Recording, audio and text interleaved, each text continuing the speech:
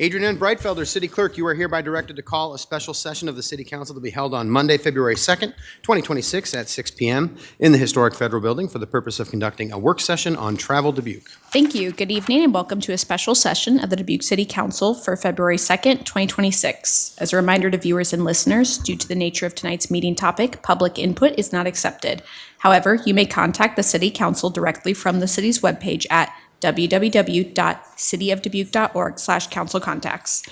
Attendance for the session is as follows. Mayor Kavanaugh. Here. Council members Leyendecker. Here. Resnick. Here. Roussel. Here. Sprank. Here. Staver. Here. Wethel. Here. City Manager Van Milligan. Here. And City Attorney Brumwell. Here.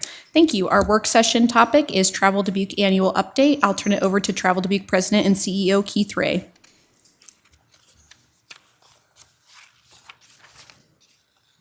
Oh, I think it might have locked you out, Keith. I'll log you back in. Okay. All right, thanks for the presentation, Keith. We'll see you later. Great presentation, huh? Yeah. Yeah. It's just right here. Password.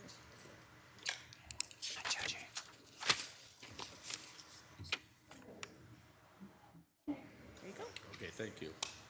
All right, everyone, thank you very much. Sorry about the little hiccup there, but my name is Keith Ray, and it's an honor to be here tonight, Mr. Mayor, City Council, and City staff.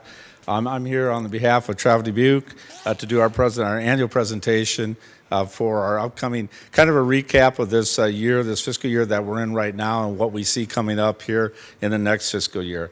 As always, I'd like to start off with a slide just to kind of give you an idea of the vibrancy in regards to what we do what I do and my staff does as every day to market Dubuque and Dubuque County as a destination and such. And this kind of gives you a little bit of an overview, how we go about doing that. Very colorful. Our team is, I've got a couple of, three of my employees here this evening, Sarah Hanton, our Vice President of Operations, Julie Kronlogge, and Becky Karkik are in the crowd, and I want to thank them, but also the rest of my staff. We've got, as you all know, a lot of you have worked with us for a number of years. We have an incredibly talented staff. We continue to add to that, and I like to say that I think with all the years that I've been doing this from a Travel Dubuque standpoint, which goes back from 2007, one thing that I've got a very good thing is the team that I put around me, and a very exceptional professionals, very dedicated to Dubuque and Dubuque County on all ends, from a sales, a marketing, event, all types of different things. And you can see, just looking at the team, we have added 2 new members since the last time I was here. Tyler Doherty, as many of you know, Tyler was part of our staff for 11 years. We have brought Tyler back. He now is going to be the general manager of the professional ballpark at the Field of Dreams. And Allie Mormon, she'll be head of our food and beverage. She's director specifically for the ballpark and the youth complex. But once again, like I said, just an amazingly talented team. Well, what has happened and what we are excited about is obviously 2025 as we roll into 2026, very, very busy year. And what we've got coming up this season is going to really even expand upon that. First thing I'd like to talk about as we look at, obviously, our main markets that we continue to focus on is the leisure travel. Bring people into Dubuque County to participate, take place in a lot of the different, our attractions, our hotels, our restaurants, breweries, everything that we have to offer here in Dubuque and Dubuque County. What we do, and I can't say this enough, we have an incredibly talented marketing team with Taylor Kellogg heads it up, and Willie Tigas. It's kind of unique, some of the things that we put out that showcase to all of our clientele what makes us different than our so-called peers within, the region in the Midwest and such. Taylor and Willie do a great job for that. One of the things that they've came up with since the soft launch in fall of 25, we're really hitting this hard now as we move forward into 26, and that's for places like this. And that gives you a little bit different, different components in regards to different clientele, once again, that we're marketing to, from families to adventurers to girls' trips to grown-up trips, and that to really showcase what Dubuque and the Tri-State has to offer and such. And very excited about this new campaign that we've been pushing out. Our travel guide, Taylor, works on this. She basically every year in the fall into the winter. I think, once again, this is one of are exceptional ones. She's won numerous state awards with this. It's a very vibrant piece. If you haven't seen it, we'll make sure that you all get one. Every year she goes through, really, goes and kind of does different elements with it that makes us unique, really showcasing on what makes Dubuque and our area a unique region and such. And it's just an incredibly successful element that she does all the work on and puts, with our partnership with the Telegraph Herald, puts it together and gets, then we get it out to the public. Content strategy, different elements you can see from Leisure Travels, what we're really focusing on, the content creation, news articles and that, and just going viral. A lot of different elements here that you can see from a social media standpoint that we're pushing out and really, once again, showcasing what there is unique to do and see here in Dubuque and Dubuque County. And then once again, just more, give you a little bit idea in regards to, how we're hitting this with all the different platforms that we have in social media and such. Our Welcome Center, our Welcome Center is really centrally located on, 3rd and Main, right in a very convenient spot for a lot of activity in the downtown area, people coming down into the port and such. We continue to be really a destination for visitors and such, where a lot of times you see the Welcome Centers kind of drop off just with everybody with their phones and such, but we continue to get a lot of people visiting there. In this past season, we've had people from 49 states, I believe 35 countries have come to the Welcome Center. And one of the unique things for us is that's another avenue for us to be able to sell unique Dubuque merchandise, which we see a lot of. Plus, a lot of people come and want to get Betty Jane candy, which, I can't disagree with that. So, I got to go back. Group tours. I always talk about this with our board and such, and even, in regards to, we continue to be a unique destination for group tours. That's the buses that we see that are around the city, around the county and such, at our hotels, at our destinations, at our restaurants. And a lot of communities are really not focusing on that as much anymore. For us, it's a great piece of business, and our team does an amazing job with this. You can see all the different visitors, all the different groups that we're a part of, and that continues to grow and expand each year. And Becky Karkik is here today. She's our sales manager, and Becky does an amazing job with this. I'm very proud of her, and it's not only that, but she's been recognized by Groups Today, which is the leading publication for the group tour industry, as a top 10 in next generation. So I think Becky deserves a big round of applause for that honor. So Becky, congratulations, and that continues to do what, like I mentioned, we continue to do very well with that in each season. That continues to grow. Our sales and meetings, Julie Kronlage is our Vice President of Sales. Julie's been with me since 2007, and as you know, Julie is the top salesperson in the Midwest, and our business continues to reflect on that. Here's just an example of the different stuff that we've had, and also the things that are coming up in this next season. And then the riverboats. Julie is also vital in working with all the different riverboats that make their destination in the Port of Dubuque. As you can see, we've got through May, through October, all the different traffic. As I always talk about with these riverboats, the unique thing about that, it brings another demographic to our community, really to showcase what we have here. And what we see with that repeatedly is that these people come on the boats, but then they return and will visit us with their family, their friends, and others and such. So we're very much like with the group tours, we're very lucky to have this element within our community. It gives us another extension to be able to showcase what we have here and to offer. Our staff and all of our partners do a great job with this. Sports and events. The Dubuque Regional Sports Commission and Travel Dubuque continue to make a strong community impact in fiscal 26 with over 20 sporting events in the county with an estimated economic impact of $2.3 million. And this is something, that we continue to grow. We've got a wide variety of different events that we work with and such. Like now, one of our partners is University of Dubuque with their collegiate hockey tournament that they sponsor and that stuff. Another unique type of activity to bring people into Dubuque and such.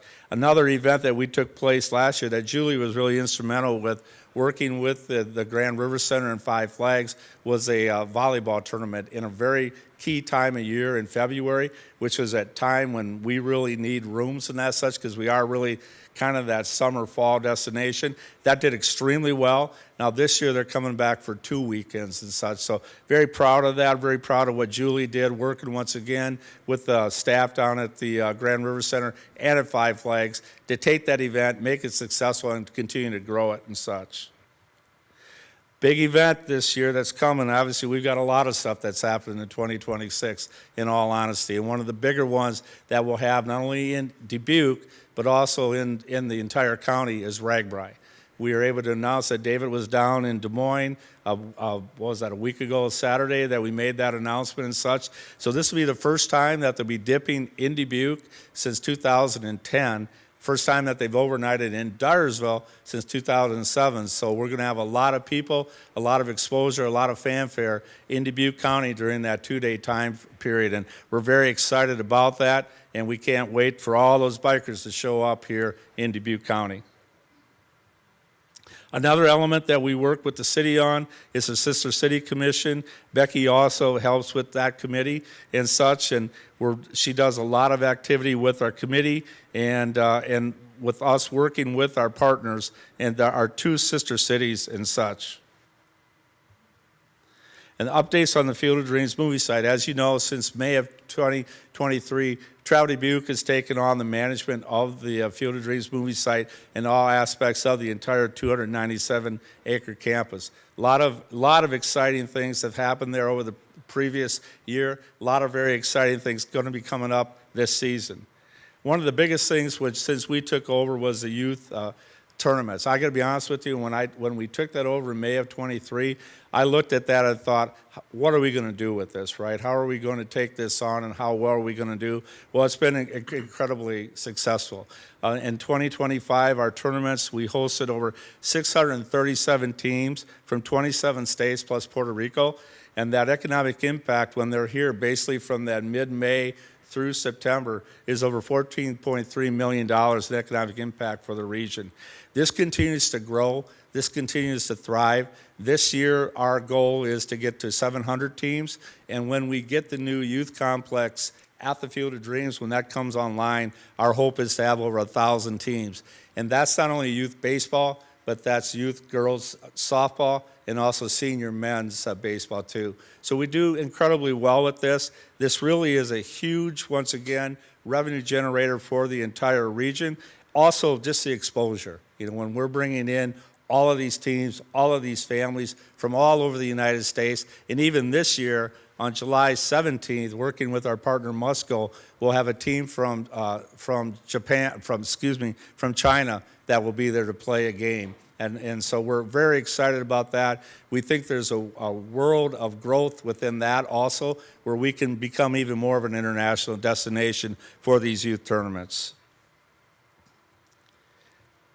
Sales and events at the field, obviously a lot of things, a lot of different elements, from overnight farmhouse stays to field rentals, motor coach groups that are visiting, and also concerts. As you know, this past season, we hosted 2 major concerts on Labor Day weekend, and this year we've got 3 that are coming up. So just with that alone, we estimate that there's over $11.2 million in economic impact from the 2025 concerts.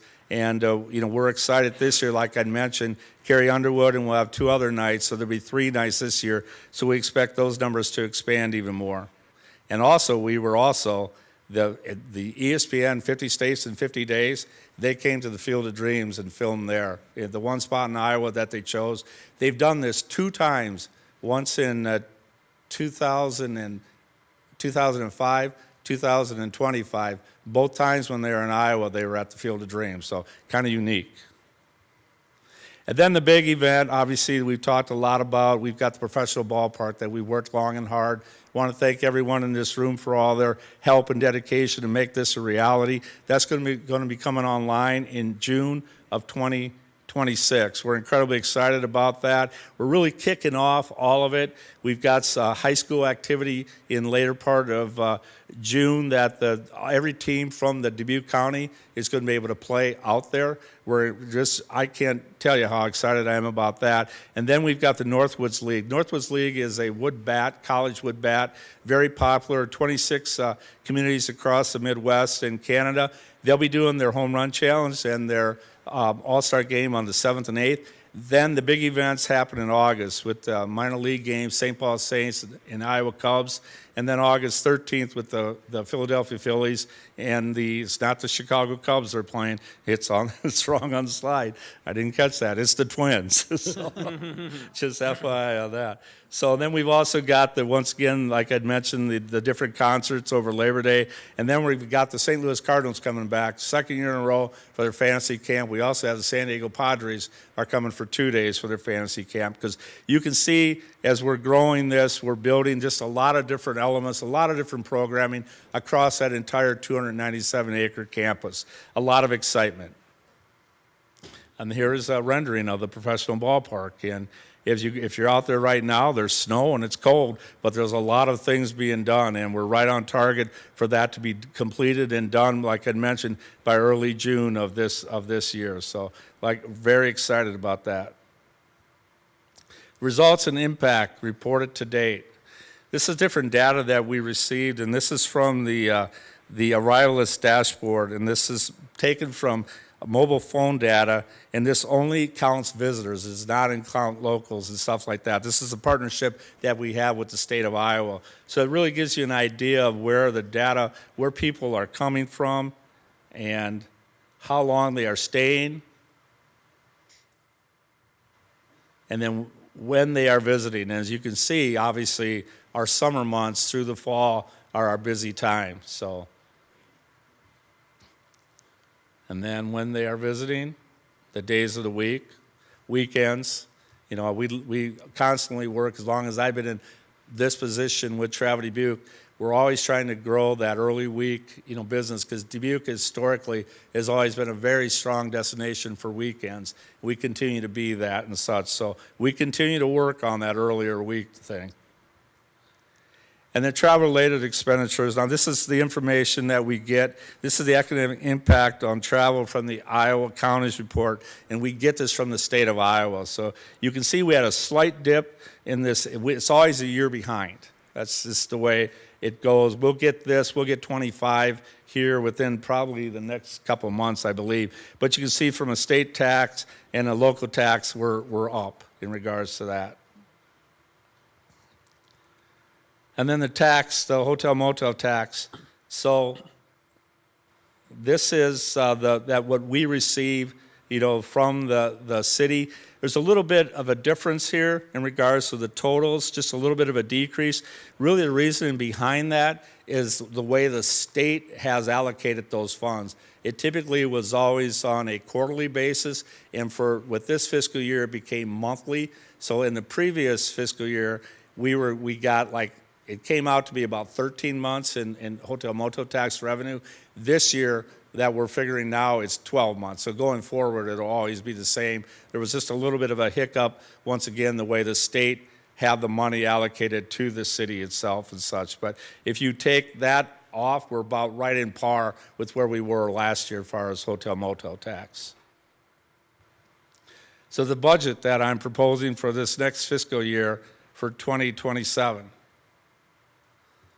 So basically, the brunt, we're projecting that will be ahead on income. The biggest increase are the bureau services, which is a combination of bureau services. Should have been a part of your packet that really showcases a lot of different things for us from revenue streams. What we do with the boats, with what we do with other and that to help create different events and run different elements like that. So we are projecting to be about $187,000 more so next fiscal year than what we are this year. From an expense standpoint, really what we're projecting is that for the most part we're going to be very similar or to a little bit under what we were in this fiscal year. And a lot of this is just a timing As far as if you see a reduction in certain line items, in certain categories, it's really a timing of what we've got next fiscal year compared to where we are this year with different events, different meetings and such like that. And as you can see, marketing, and then with the total awareness development, that is quite a bit ahead, but that's really what we're forecasting from an income standpoint from RAGBRAI and also the expense for hosting RAGBRAI. That really makes up the difference in regards to that line item. And then salaries and benefits, we're a little bit ahead of that, but that's once again with bringing 2 new employees on and then just the general overall percentage in increase in wages and such.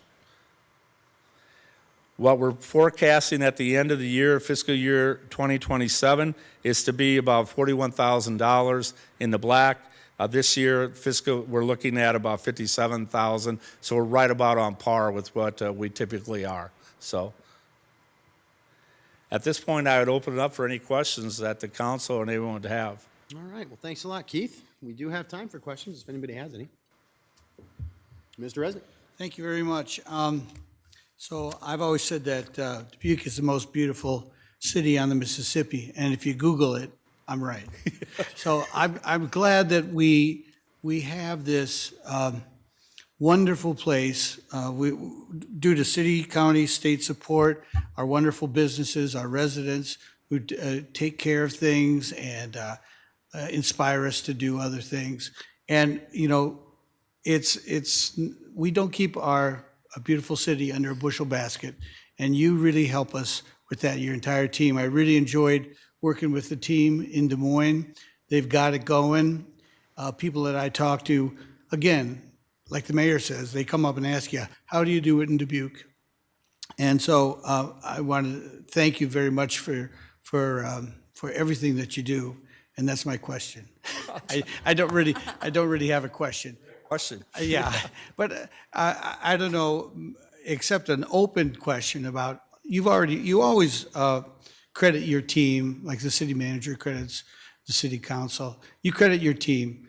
And what else, besides your wonderful team, what keeps it going? Do you feel that our businesses and residents really support our guests here? I think across the board, I think you're spot on, David, in regards to that. I think that you need a total package, right? I mean, we can only do so much to market and such to get people here, and really, but it's everyone else. It's from our lodging partners for the product they put out, to our restaurants, to our destinations, everything they do, and just people in general. I mean, we hear it all the time, in all honesty, from like the youth teams and that stuff. We do a post survey at the end of the season. They can't believe how friendly people are. They can't believe like they stop at a convenience store to get directions or such, or just that type of thing, and how friendly they are. So I think it's a total overall package, and you need to have all of that. So it's everyone, it's everything, it's every business that steps up and helps make this a great place to visit, in all honesty, and to live. So I think it's everyone. Thank you, Mr. Mayor. Mm-hmm. Yeah, Steindecker. Yeah, thanks, Keith, for the presentation here. And, I tend to look at these investments no different than a business makes an investment, or maybe an individual household makes an investment in whatever they might be doing respectively. And looking at the return on those dollars ultimately from a project standpoint. And I think the effort that you and your team put in kind of speaks to putting Dubuque on, a regional and national stage, and especially with the Field of Dreams project on a world stage. And so I know we have some return numbers and kind of how we're looking at those investments, but anything new that and I'm excited to see what, we're able to generate from that, but I'll be curious to see what overall the economic impact will be from everything that we're investing in those projects. Because as we've seen here already, there's real dollars being returned. So anything new on a return standpoint that you guys are looking at modeling? That's a great question. So with that, we analyze all this in regards to what we work on, that we have a hand in So obviously as we continue to grow, specifically like with the professional ballpark, once that comes online, that would be a new element, right, that we could, work with and see what that does and what that brings in and such over. Not only this, obviously it needs time to grow, just like the youth tournaments, just like everything. So that'll be a big component, right, that we do.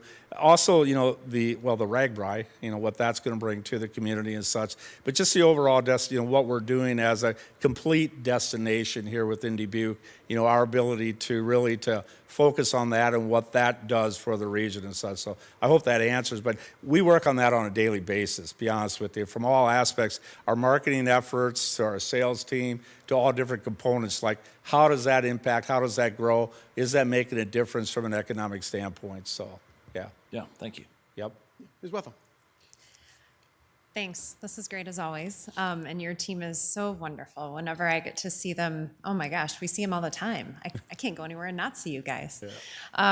You spoke briefly about the hotel motel tax and how that impacts our community. That's one thing that I think is not totally understood by everyone maybe, is how important that is, that impact is for our community. Because we as a council have worked on it, I'm interested if you could just speak to the importance of creating hotel capacity here in Dubuque.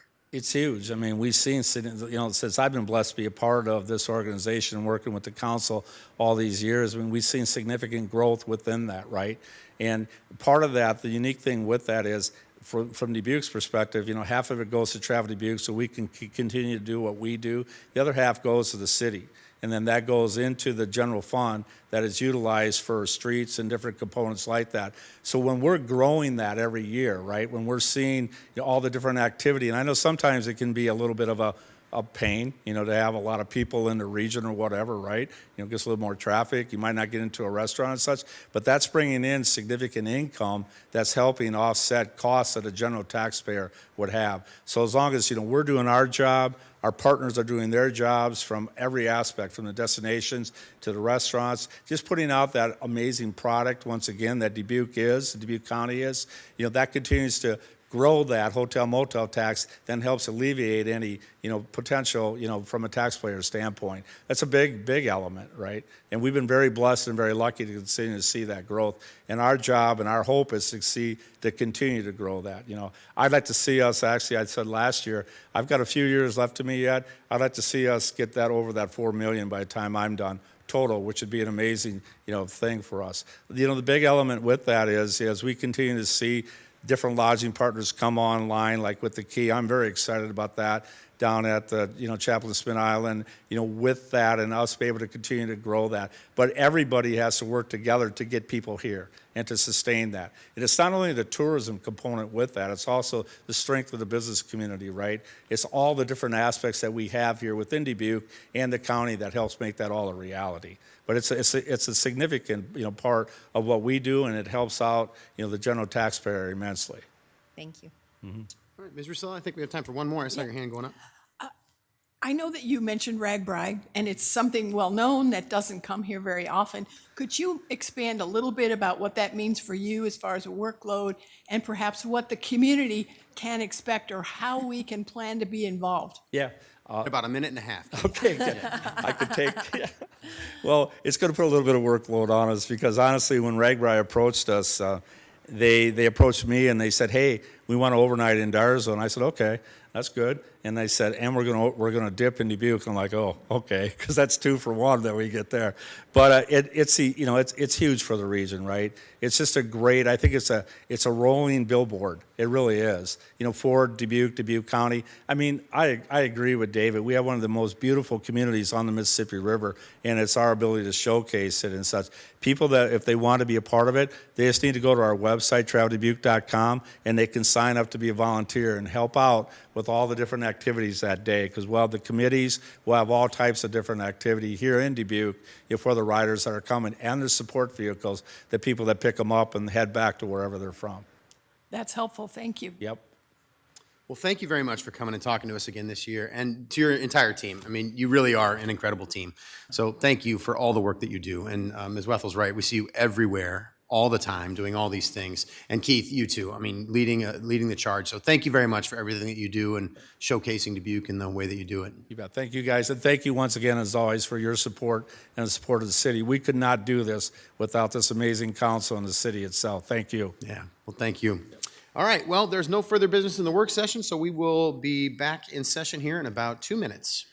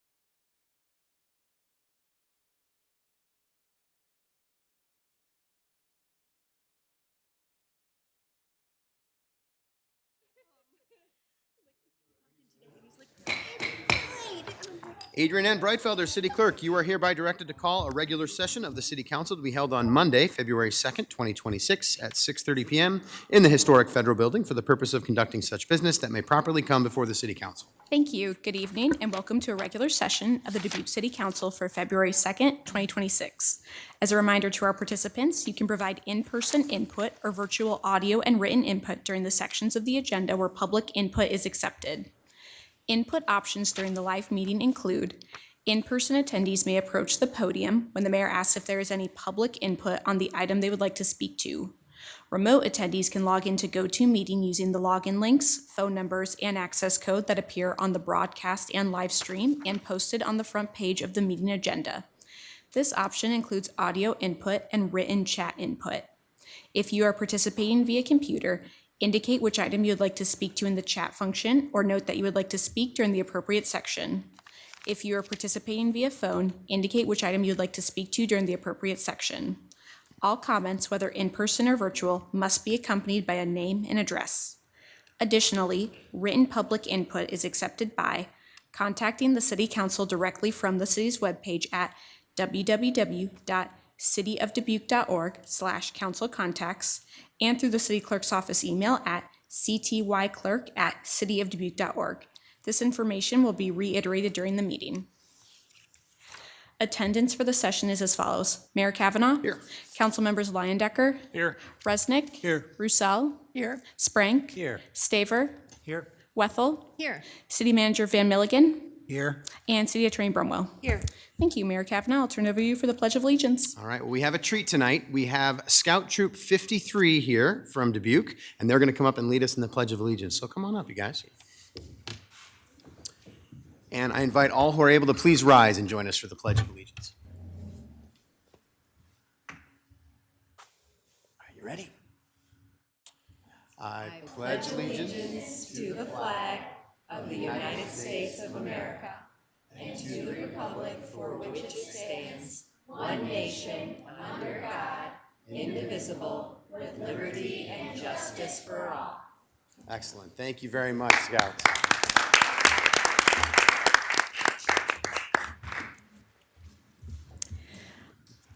Our presentation this evening is 2025 Outstanding Civil Engineering Project Award Recognition. All right.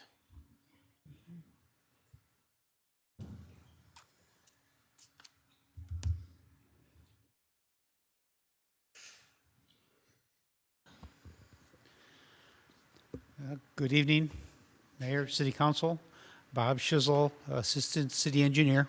And today I have Mike Shimkus with WHKS with me. And we're both honored to share with you tonight that the City of Dubuque, in addition to WHKS, we were recognized and honored for the 2025 American Society of Civil Engineers top civil engineering, top outstanding project in the state of Iowa for 2025 for the Imon Ice Arena settlement remediation project. So it was quite an honor. So both Mike and I went down and we got this plaque. So a little history is I was asked to present on the Imon Ice Arena settlement remediation project at an ASCE geotechnical conference last year. And at that conference, there were other engineers present, and I think they, really thought that the project was pretty interesting. And so we were nominated for this pretty distinguished award. And amongst our peers, they all voted for us, and so we got it. So, so on behalf of the City of Dubuque and WHKS, the American Society of Civil Engineers recognizes the Imon Ice Arena Settlement and Remediation Project as the 2025 Outstanding Civil Engineering Project Achievement. Wow.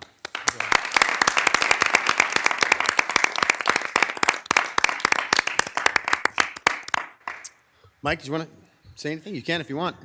You're standing there, so I got to give you the shot. No, we're just grateful for a chance to help out. It was a lot of fun working with Bob, and it was definitely an interesting, complex, challenging, and rewarding project. So thank you. Well, Mike, thank you both, and Gus and the entire team. It's funny, sometimes a project comes your way that you didn't quite expect, and maybe you didn't quite want when it first came your way. But, what I appreciate about you and really the City of Dubuque staff and the partners that we work with is when you have a problem that is big and seems like you can't handle it in some way, you put your shoulder into it and you go. And when you do it, other people notice. And it's nice when other people take notice. And because it was a complex project, you did a ton of work and you did a great job. And I know the community thanks you for it. So thank you. And I think one of the I think that stands out is there was absolutely no playbook for this project. We just had to figure it out, and luckily we had a great team. We had phenomenal contractors, and how we just had to orchestrate it to make it all work. I think that was probably one of the most outstanding things that stood out to our peers when we shared the project and what a success it was. So. I would say substantially under what the original estimates were. Yeah. Yep.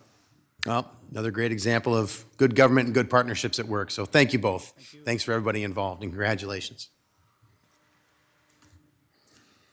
We'll move on to proclamations. Our proclamation this evening is Dubuque Military Chaplains Day. And I do see Janet Grass back there to accept this proclamation. Janet, come on up. If you'd like to say a few words first, then I can read the proclamation.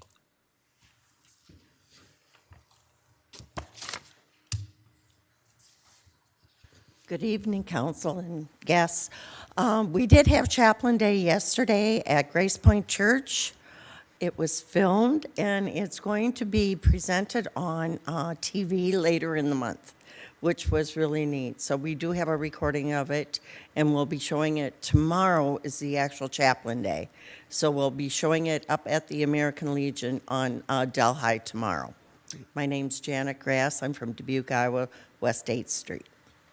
Well, Janet, thank you so much for being here to accept this and for bringing this forward again. You know, it's such a great thing that we celebrate, and I really appreciate it. You know, we have multiple proclamations where we can celebrate our veterans and the work and the sacrifice that you've had, but to be able to celebrate chaplains specifically in this way, I know we really appreciate it, and the community does. So thanks for being here to accept this. No problem. The City of Dubuque proclamation.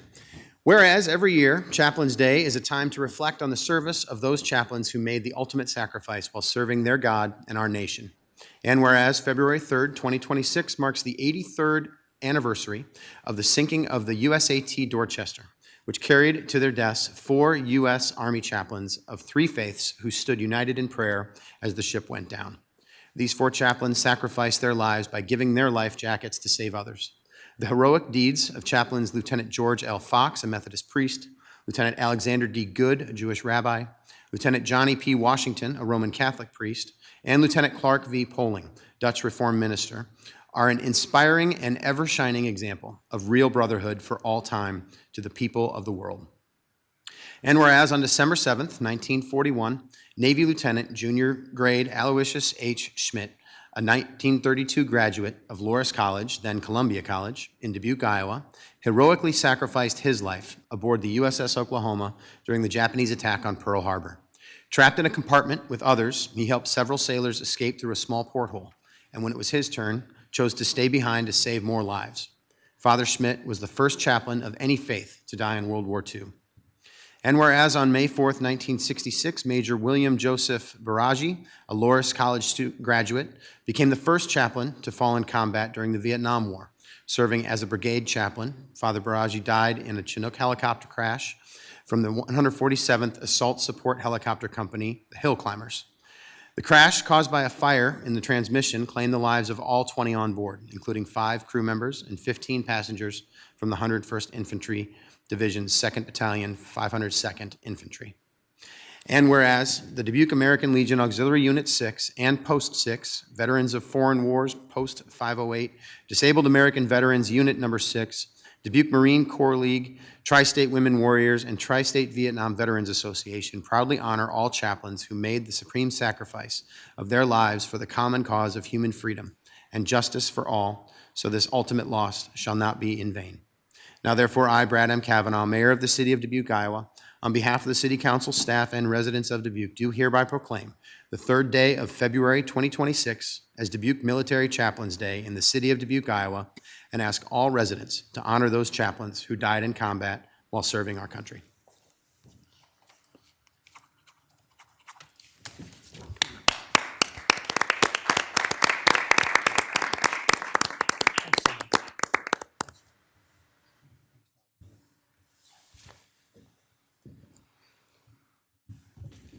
We'll now move on to consent items.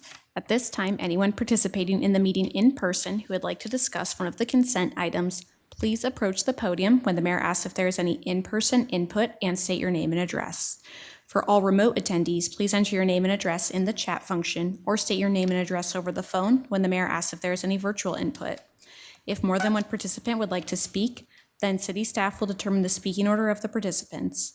Please state the item you would like removed from the consent agenda for separate discussion and consideration. And consent items can be found on pages 2 through 4 of the agenda. Thank you, Adrian. Do we have anyone here in chambers who would like to remove any of the consent items for separate discussion this evening? Seeing no one here, anyone virtually? Nope. All right. I looked over at Corey, and Corey's not there. I don't need to do that. Yeah, thank you very much, Adrian. All right, back to us then. Mr. Mayor, Mr. Resnick. I move to receive and file the documents, adopt the resolutions, and deal with the consent items as recommended. Second by Wethel. Got a motion by Resnick and a second by Wethel. Adrian, would you call the roll, please? Resnick. Aye. Sprang. Aye. Roussel. Aye. Staver. Wethel. Aye. Kavanaugh. Aye. Lyon Decker. Aye. That motion passes 7-0. Next are items set for public hearing. We have two. First is resolution setting a public hearing on a collateral assignment of development agreement by and between the City of Dubuque, Iowa and Hitzler Rental LLC, assigning rights to Bellevue State Bank for the redevelopment of 2541 Central Avenue for February 16th, 2026. And second is Levi and Sullivan Storm Sewer Extension Project, initiate public bidding process and setting date for a public hearing for February 16th, 2026. Mr. Mayor, Ms. Russell. I move to receive and file, adopt the resolutions, and set the public hearings for February 16th. Second by Sprank. Got a motion by Russell and a second by Sprank. Adrian, would you call the roll, please? Resnick. Aye. Sprank. Aye. Roussel. Aye. Staver. Aye. Wethel. Aye. Kavanaugh. Aye. Lyon-Decker. Aye. That motion passes 7-0. Next are boards and commissions. We have mayoral selection of appointment to the Civil Service Commission and appointments to the Community Development Advisory Commission and Long Range Planning Advisory Commission. All right, thank you, Adrian. So first up, we have the Civil Service Commission. So this is where I, as the mayor, will make a appointment, and then the council gets the opportunity to concur at the March 16th meeting. So first, let me say, I sincerely appreciate everyone who keeps stepping up for this commission. It's tough to choose from such a qualified slate of candidates, so it is a difficult choice, but a choice does have to be made. So we have one 4-year term through April 6, 2030, and for this appointment, I choose Randall Ludowitz to serve on the Civil Service Commission. So next up is the Community Development Advisory Commission. Here we have one 3-year term through February 15th, 2029, and one applicant, Talma Brown. So since we have one applicant, I will entertain a motion to approve that, please. Mr. Mayor, Mr. Sprank. I motion that we appoint Tamla Brown for one 3-year term. Second? I've got a motion from Sprank and a second from Resnick. Adrian, would you call the roll, please? Resnick. Aye. Sprank. Aye. Roussel. Aye. Staver. Aye. Wethel. Aye. Kavanaugh. Aye. Lyon-Decker. Aye. That motion passes 7-0. So Talma Brown is appointed to the Community Development Advisory Commission through February 15th, 2029. And last up, we have the Long Range Planning Advisory Commission. Here we have one 3-year term through July 1st, 2028, and one applicant, Rebecca Bruce. So once again, I'll entertain a motion, please. Mr. Mayor, Mr. Resnick. I move that Rebecca Bruce be the commissioner for the Long-Term Planning Advisory Commission through July 1st, 2028. Second.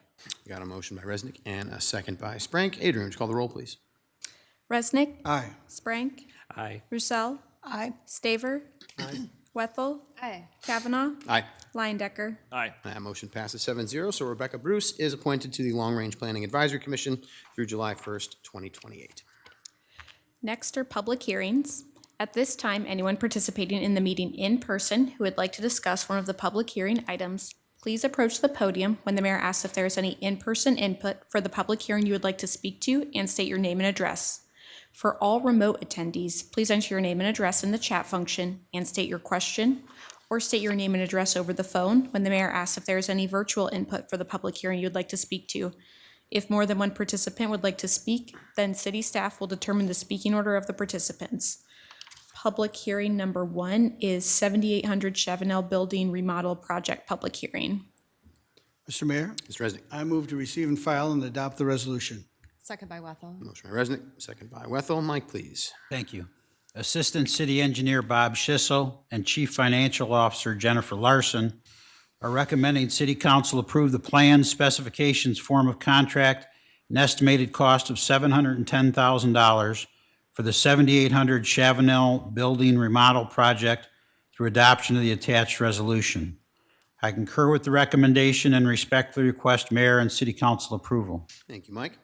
Well, we are on a public hearing to consider City Council approve the plan, specification, form of contract, and estimated cost for the 7800 Chavanel Building Remodel Project. Do we have anyone here in chambers to address us on this item? Seeing no one here, anyone virtually? Nope. Thank you, Adrian. All right, then, back to us for any discussion. Mr. Mayor, Resnick.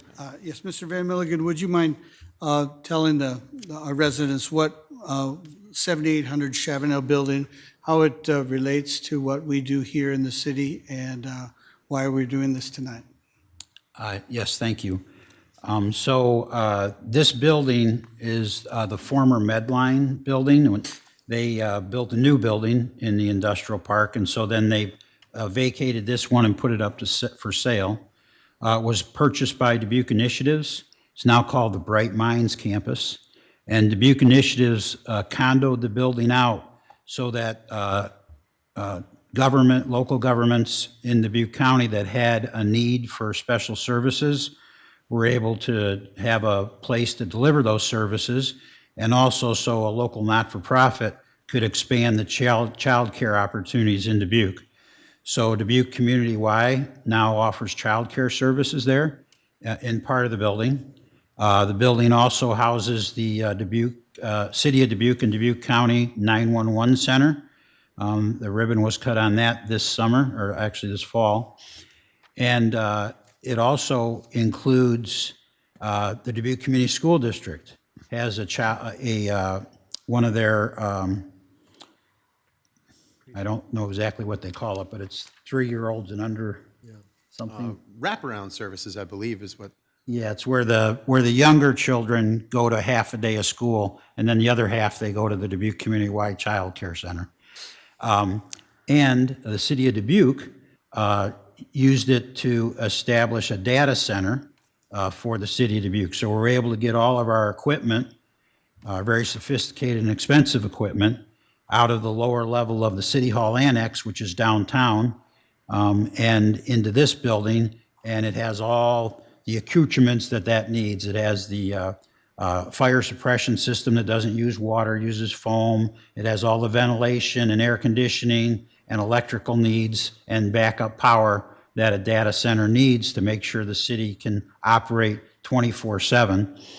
And we also then moved our IT department out there, and the city bought part of the space as part of the condominium process from the Dubuque Initiatives for our IT department. And then there was still some space left in the building.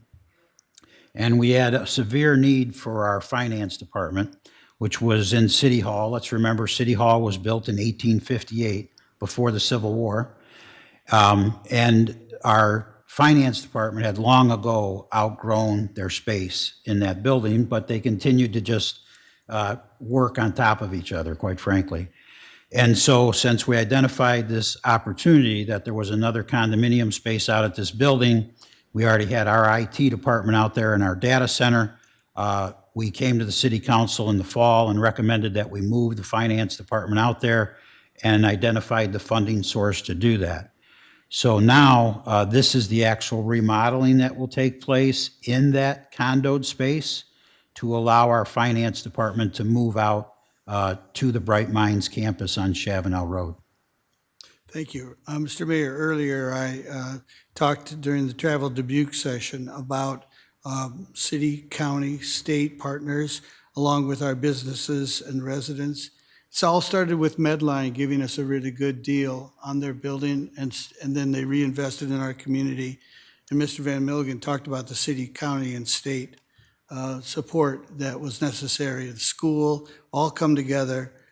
This is an exciting project, and congratulations to all involved. Thank you, Mr. Mayor. Thank you. Any other comments, questions? Okay. Well, the motion here is to receive and file and adopt the resolution.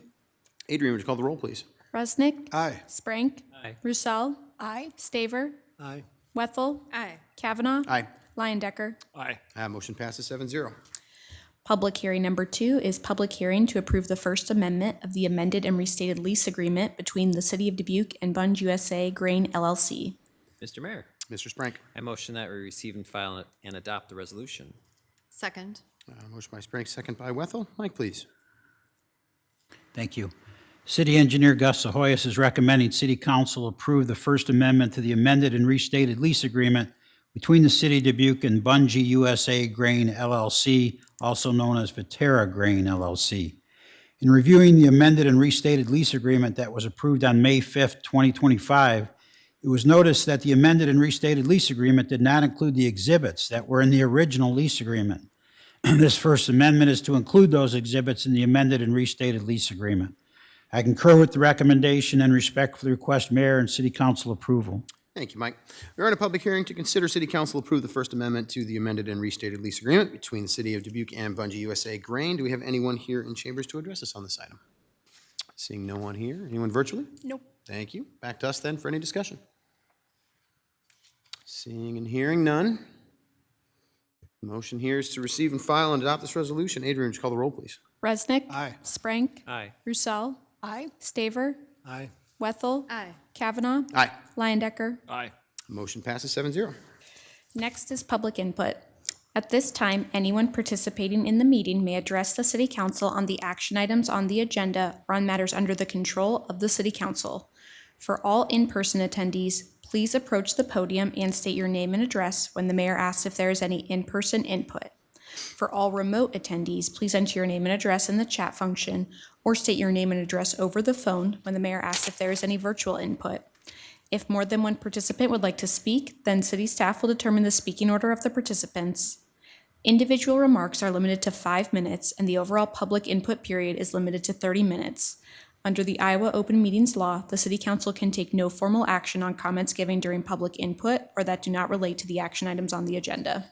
All right, thank you, Adrian. Do we have any public input this evening?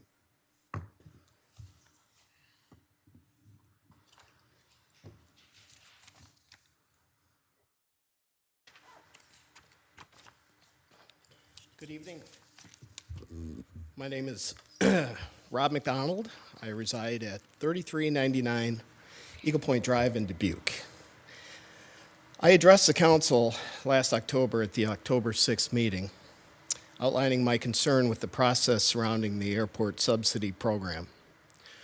Shortly after this, another concerned citizen asked for the Denver Air contract to be released, and it was approximately 2.5 months later. Since its release, more information has been daylighted, finally, which in my opinion does not lessen the concern of taxpayers, it only deepens it.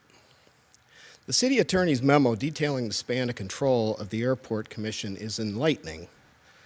She opines, quote, "The Airport Commission retains authority over the funds allocated to it by the City Council. The City Council's authority is solely related to the allocation of budget funds," end quote. So who has the true fiduciary duty and oversight in a situation where the city is on the hook for millions of dollars to fulfill a contract signed by the airport director that auto-renews every 6 months without review of the City Council or Airport Commission? Where does the buck stop?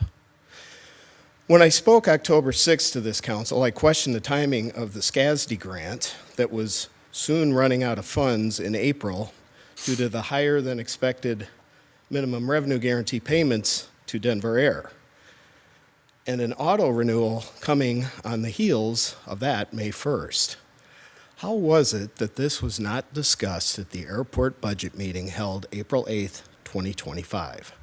The airport director who signed the contract presented his budget requests at this meeting with no mention of the $300,000 likely needed each month to fulfill the contract requirements. Was he unaware of this? And where was the Airport Commission in all this? Were they unaware as well? I have to believe our city manager must have been aware. Somebody was aware. Nonetheless, no money was put in the fiscal year 2026 budget for this multi-million-dollar expenditure. The city manager's explanation in tonight's memo for not budgeting that needed funds and not bringing it to the city council at the April 8th budget meeting was, quote, "I do not have a good explanation why I did not. I simply did not think of it at the time." Is that the kind of answer acceptable to the city council? With this lack of transparency, the city council was left in the dark by city staff on millions of tax dollars necessary to fulfill the Denver Air contract brought on by low ridership. It did not come to light to the city council, at least publicly, from city staff until late September. Both Mayor Kavanaugh and Councilman Jones told the Telegraph-Herald they were unaware of the funding requirements needed until long after they were already obligated to pay them. I have to think the other 5 city council members were also left in the dark.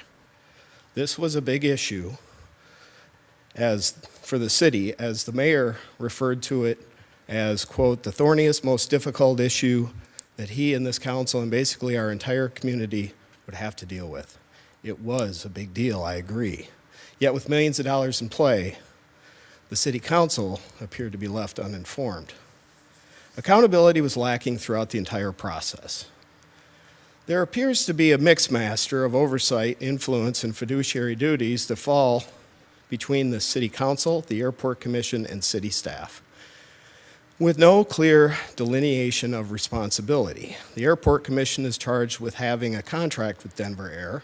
The airport director signed it. The city council is in charge of the airport commission's budget, but budget no money to pay a minimum revenue guarantee that proves to be more expensive than planned because the city manager did not think of it at the time. In the end, after an unachievable bar was set for private business donations to be raised in just 8 weeks and was not met, the airport commission directs the airport director to negotiate an end to the contract and informs him to let the city council know they will refer to the council's final decision on the 3 options presented.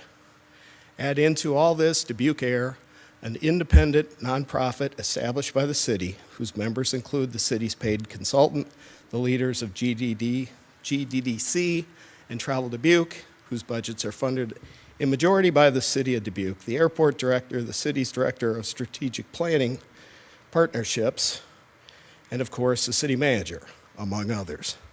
All of this leads to an incomprehensible level of dysfunction that explains why we need an agenda item tonight to explain it. As the city manager states, I do not have a good explanation. I agree, because there isn't one. But the taxpayers still need an explanation, and this council owes it to the taxpayers to find it. And it should come from an independent authority. Thank you for your attention, and as always, thank you for your service. Thank you, Rob, for your comments. Any other public input this evening?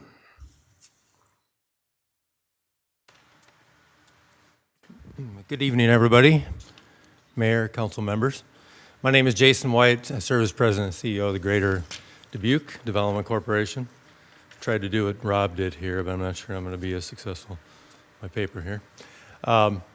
Thank you for the opportunity to speak on a familiar issue to all of us, and that is commercial air service, a topic that we're probably tired of talking about, but we get to talk about it another night as well. This evening, I want to talk about the hopes and aspirations and some of the feedback from our business community and what they believe for the service now and also going forward. And want to start off by saying this morning I had the opportunity, we had our weekly staff meeting, and I reminded our team that something fundamental, that our organization is a collection of projects, initiatives, and relationships, but we must never lose sight of our purpose, and that is to compete and to win for our community and our region. And we do that in 2 ways. One, through the connections we have through one another in our community. And the second is through the connections that we build between our region and the rest of the world. And commercial air service, again, something that unfortunately we do not have at this point, is essential to helping Dubuque compete and win as a 250,000 populated tri-state region. And I respect that there are diverse voices and perspectives on the issue, but that being said, our businesses have continued to say that commercial air service matters. In our most recent quarterly dashboard survey of 70 employers, the data showed 2 things. 1, that air service rated as the most improved service, and 2, that employers ranked it as the 3rd highest priority for future competitiveness for employers in the region, behind only housing and recreation. In my recent interview for the position I have now, I spoke about inviting national site selectors to Dubuque to provide honest external feedback on our business climate and our ability to compete with other metro regions. We do so knowing that their first impressions of our market will come through flights into Madison Moline, or Cedar Rapids, and knowing that access to commercial air service is a basic check mark on their business clients' lists. And as Iowa's smallest metro and the one furthest from the political center of the state, we know we must fight above our weight, and pull together is how we succeed. And I cannot imagine giving up on pursuing viable, sustainable options for commercial air service. And nor can our public, private, and nonprofit partners who share this mission, and that does include DBQ Air, a nonprofit I am very proud to be a part of and what it represents for this community. If we want to be among the strongest regions, compete for the best projects, retain and attract businesses, and provide convenient connectivity, then air service must continue to be a part of the conversation. So that's the hope, the aspiration, and the direction I hope we will continue to take collectively in partnership as a region. So thank you for listening. Thank you, Jason, for your comments. Any other public input this evening? Seeing and hearing none. Anything virtually, Adrian? Nope. Okay. All right. Then we can move on to action items. Action item number 1 is City Assessor Assessed and Taxable Valuations presentation. Mr. Mayor, Mr. Resnick. I move to receive and file and view the presentation. Motion by Resnick. We'll take a second by Roussel. I think we can turn it straight over to Troy to give a presentation. So, Troy, go for it. Thank you very much. Good evening. Welcome, and thanks for having me here and been able to go over the assessments here that happened for 2025 and explain basically going from the assessment to the taxation valuations. So first of all, just starting off, Troy Passer, Dubuque City Assessor. And we'll start off with the tax cycle timing. So for these January 1st, 2025 valuations, the tax cycle timing with that is for January 1, 2025. The assessed values were, they're set for that time. It was any properties, anything that happened to any properties during that calendar year of 2024, which includes doing mandatory biannual revaluations. July 1st, 2025 through June 30th of 2026 would be the ownership and accrual period. That's basically going to be used for any time there's a transfer in real estate of that ownership period when they prorate the taxes. So that's what that is referring to. November 1st of 2025 was when the assessment limitation, which is also known as the rollback. Those two terms, when you hear them, they're synonymous. There's a lot of talk right now. Legislation with property tax reform being that you'll hear the rollback. The three main bills that are proposed right now, each one has a different thing when they're referring to the rollback. But that's also the assessment limitation. So that's set for each class of property by the Iowa Department of Revenue each year. Like I said, that's on November 1st. And then with that, now the taxable valuations can be calculated. January to April, the time frame we're in right now, budgetary hearings to determine all of our revenue needs. And then March of 15th, 2026, the auditor mails out a budgetary statement, which was passed a few years back by the legislature. And talking with the legislature, sounds like they're going to try to change the verbiage in that, so maybe it's a little clearer going forward to the taxpayer. The example that got set forth is a little bit confusing at this point. April 30th, 2026 is when the budget deadlines are due, and then July, August timeframe of 2026 is when these tax bills will be mailed out for this 2025 valuation and mailed out to all the owners. And then the collection time period for that is September 26 and March of 2027. So what causes the taxes to change for property? So there's could be several reasons, and could be all of the reasons listed here. Could be changes in governmental spending needs, depending on for all those taxing bodies. Changes to credits and exemptions. Assessed value can change. For any individual parcel or groups of parcel, which would include new construction, revaluation, credit or exemption, eligibility could have changed. Also could be legislative shifts between could be between the classes. So an example I had was just Homestead 65. That's something that came out a few years ago. So all residents that are, it's your primary residence is your homestead, you can sign up for the Homestead 65. It exempts off so much taxable valuation. You know, if spending needs, or if spending really doesn't change or there's not another revenue source, then technically there's less valuation there. So really it kind of just shifts it to another type of property. That was just an example of one I came up with. Not saying good, bad, or otherwise, it's just what it is. So what causes assessment changes? So revaluation versus new construction we'll get into. So revaluation, those changes tend to be related to a biannual equalization process. So every 2 years, assessors are tasked with having to revalue to the market. So we use that prior year sales for each class of property, and we make our valuations, change our valuations based on those normal arm's length sales that happened in that jurisdiction. Also, reappraisal review could be a long-term or short-term, whatever reappraisal review project. Could be a jurisdiction-wide changes, just some new statistics or something that could have changed something in the market where we're also making value changes. Then there's new construction change. Typically, that's kind of your hammer and nails, something physically happened to the property.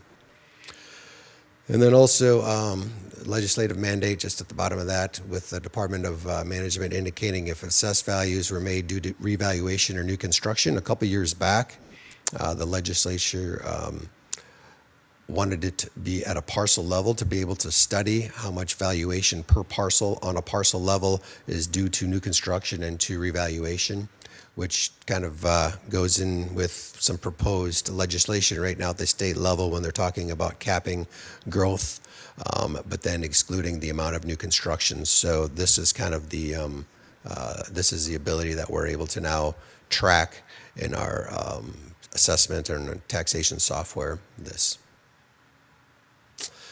So we'll go over that equalization process. That equalization process, like I mentioned earlier, happens every 2 years. We reassess for that odd numbered year, which means we would look at the even year's sales. So for January 1st of 2025, we looked at all of the 2024 sales that happened in Dubuque. So the Iowa Department of Revenue compares our values to the sales assessment.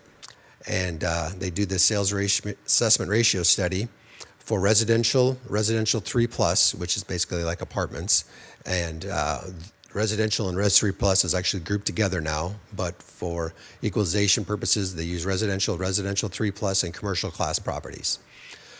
So the assessment ratio is the assessed value divided by the sale price. So for instance, if you had a assessed value of $90,000, sale price of $100, 90 divided by 100, it's be 90%. So if the assessment by a property, if the assessment is not between the 95 and 105 of the median in that sales ratio analysis and that whole sales ratio list, then the state's requirement is then that we would either need to revalue to get close to that within that threshold, or what happens is in the fall they would put an equalization order on to reach 100%. So in our office, like we normally always do, we look at all the sales that had transpired, and we made revaluations for the 2025 values. And then I'll give some examples here. So in residential values increased in the city of Dubuque, along with the rest of the state, really just due to a continued strong real estate market that we've continued to see. The market adjustments for 2025 weren't as high as the 2023 value increases, which were in that like 24% range. So the value, those value changes due to just the revaluation, so which is known as the market value. In Dubuque, we made an average of 8.4% increase in the assessed value went up, and in the residential 3+ was 11.8%. So this here is just the sales ratio. When we run our sales ratio study out of our appraisal software, we can get this report. There's a lot of different, you see different columns and numbers and things in here, statistical measures, but just the one I really wanted to point out, I guess a couple of things. The number of sales that happened in the city for that year of 2024, there was 713 normal arm's length sales. There was more transactions than that, but 713 normal arm's length sales that the Department of Revenue deemed that were normal. And then our median ratio, since when I mentioned a few slides back, that median ratio needs to be between 95 and 105. So being at that 89.9 there, that's obviously outside of that 95 to 105, which would require us to revalue. So then after revaluation, that median ratio was 99.77, so we're right in between that 95 and 105 is where we got to. So how do we do that? So we're looking at all those sales. We start breaking it down. We look at by neighborhood. I'm just pulling up a couple of examples here to kind of show you how we get to there. We'll revalue based on we have city divided into roughly 50 map neighborhoods, and we'll look at each neighborhood to see where we're at for our sales ratio in each of those neighborhoods, and see what we need to do to make adjustments from there. So there's just the map. You can see that. You can download it off of our off the website. If everybody goes onto the Beacon website, you can get down to the GIS mapping department's website and pull that up. So before revaluation, this is the all the map areas and the residential areas, and it kind of shows you that column there with the median ratio. So that's really what we're looking at. We look at some of those other measures to see for uniformity, regressivity, and that kind of stuff, but we'll just focus on that median ratio.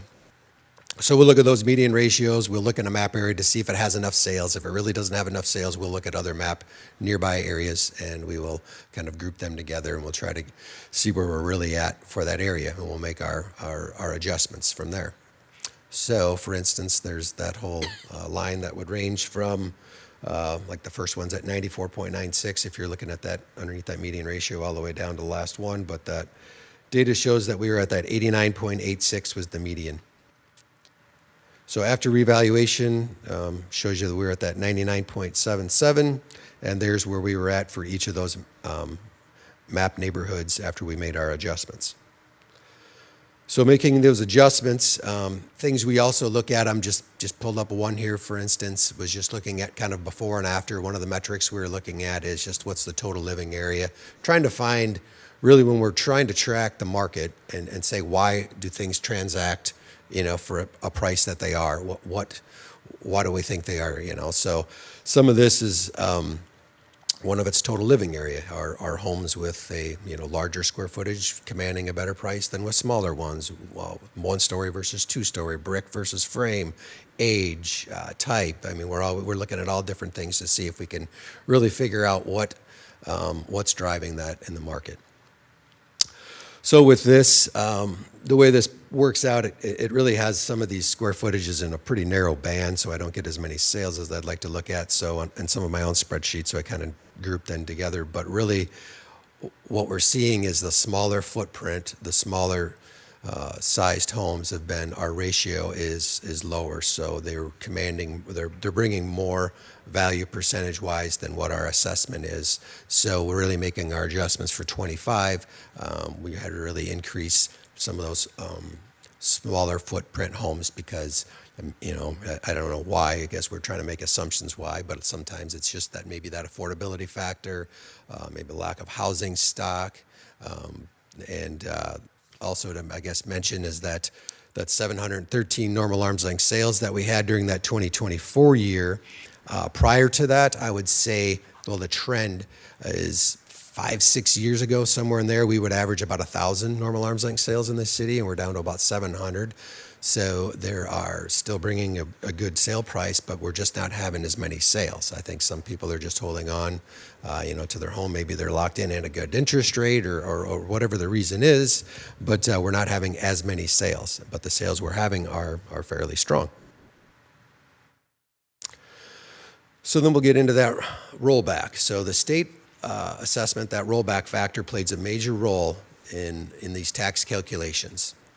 So they kind of work as a counterbalance, just like I'm mentioning before, having to increase, double-digit percentages some of these years, 8% this last year on average. But what it does is it counterbalances those larger increases in assessment and bringing that taxable value down some. So that rollback limits the taxable value growth to 3% for the entire state for the residential properties. It does not limit value increases on individual areas. It's just on the collective through the whole state. That 3% rollback factor then was calculated for 2025. So residential parcels will receive a 44.53% rollback factor, meaning taxable values are 44.53% of the assessed value. The 2024 residential rollback was 47.43%. So let's just use an example. What I did here is I took the average assessed value that we had on homes for 2024, which was $184,500. That increase of that average 8.4% would take it to $200,000. The rollback factor, last year's rollback factor was 47.43%, which would give that taxable value of $87,500. If you're using the new rollback factor, the 44.53%, the taxable value calculation then would be at $89,100, which this is an increase of 1.8% in taxable value. So even though we've seen an 8-some% increase in residential values on average, really there's a 1.8% increase in taxable value. So then on with commercial and industrial properties. So commercial is also based on those normal arm's length sales that transpired in 2024 in Dubuque. We also saw large increases in that due to those sales. There was very many sales, I believe only 18 throughout the whole city, so they were based on that, but it was an average of 15.6% increase we needed to make based on those sales. And then also kind of to note, apartments also saw some larger increase, like I mentioned before, with the residential 3+. So the percent of file 619, the state reimbursed backfill amount is reduced each year. That backfill amount goes back to the original when commercial industrial was taxable value is the same as the assessed value of 100%. It got reduced to 95 and then to 90%. And then the state promised to backfill that difference. But then what they've done now, I think it's an 8-year cycle here, they've just been reducing it each year until it's depleted, like I said, here in fiscal year 29. So in commercial properties, there used to be what's called the business property tax credit. That got changed a few years back, and now what they're calling it is a 2-tier assessment limitation, which now eliminates the need for someone to actually have to sign up for the credit. They're automatically giving that if they have a commercial, industrial, or railroad property. The first $150,000, how it works, the first $150,000 is giving that rollback factor that the residential has. And then the remainder, if that property is assessed for any more than $150,000, the remainder gets the 90% factor. So we'll go through an example of this. We'll say prior year, and the average was $300,000 on assessed property. If we increased it to 15%, it would be at $347,000. So with that rollback calculation in that second column over there, that first $150,000 for last year, the 2024 valuations, which are the taxes we're currently paying right now, take it times the 47%, you have $71,000, 145 in taxable value, 150,000 times that 90% for the 135 gives you a taxable valuation of 206, 145. So doing this same thing with the this year's valuation, you'll see that first $150,000 gets that 44% rollback, 44.53, and then everything above that, that $197,000, because of the increase in that average assessed value, would get the 90%. So in this example, the average increase in taxable value on a commercial property, based on a 15% increase that it received, is about an 18% increase in taxable value. So assessed value due to new construction. Just showing a list here, just for your information, just looking at Dubuque, other cities in the county, and the rural areas, and what there is in the trend in the last 5 years in new construction. This includes partial exempt and anything that's in a TIF district. So then we'll kind of go over the total of all the valuation changes in our different classes. This is just what it kind of breaks down, giving the how much was in each class of property, what it changed, and what the total is now. And any questions? Well, thank you very much, Troy. We'll entertain any questions here that we might have. Yeah, Mr. Resnick. Thank you. Thank you for your presentation. It looks like from your presentation that you're following state mandated processes, and you have legal obligations in what you do, and you put in the numbers. I'm wondering, and my guess is that you're heading for 100%, so that if it goes to try to stay, that if we just go to the 95% and then the next year is tough, the tax rates, are really hard to take next year for our residents. I'm just guessing on that. Is that why you head for the 100% and not for the minimum 95? So our job as, in the assessment field is to value at market value. So we're trying to get as close to the market value as we can. So, you have that wiggle room between the 95 and 105, but our job is to try to be assessing at market value. If we really shot for that 95, the other issue is that there's things that could change after we send our assessment notices out. There's an appeal session, there's appeal times, there's things like that could happen. And and it's happened in the past with other jurisdictions that got right at that 95, and some change. And then maybe they didn't quite calculate something right, or maybe a bunch of the value maybe was removed. Maybe they found out there were some mistakes in it, or something happened where the values went and then they were below 95. So then not only did they increase whatever it took for their increase to get to the 95%, then in the fall, the state put on an equalization order again. So really you got assessed, twice, you got an increase with it. So we try to get as close as we can to that 100% is our goal. Great, thank you. And you as the city assessor of the city of Dubuque, you mentioned the word or the phrase wiggle room, and I was going to ask you, how much do you really have? Because in our conversations, I've talked with you, and you've talked about trying to do some things to help our citizens with the tax level that they have. What are some of the things that some of your ideas, and I don't know whether you're able to do them or not because of all the obligations you have, but when I've talked to you before, you've had such concern for our citizens that we get it right and they pay a fair tax and no more. Yeah, so I feel like it's we're all taxpayers no matter what it is, whether you own property or your sales tax or anything, right? We're all taxpayers, and it's not like it's anything we love to do, but we know the reason for things and that we do it. So I really think that when I look at my job and my task at this is that assessing it being equitable, but also at market, right? So I try to get as close as I can to market value, but also knowing is we want to be as equitable as you can with other like properties. So, and knowing that is if we're as close to market value as we can with someone on their home, I mean, in all essence, it's better for them in some instances because their value, maybe their most prized possession is the property that they own, and that helps in that way. But it's really, I feel like just trying to be equitable and do according to how the law is, and assess someone the same with the two same properties. Our job is also to be equitable with them, keep them the same.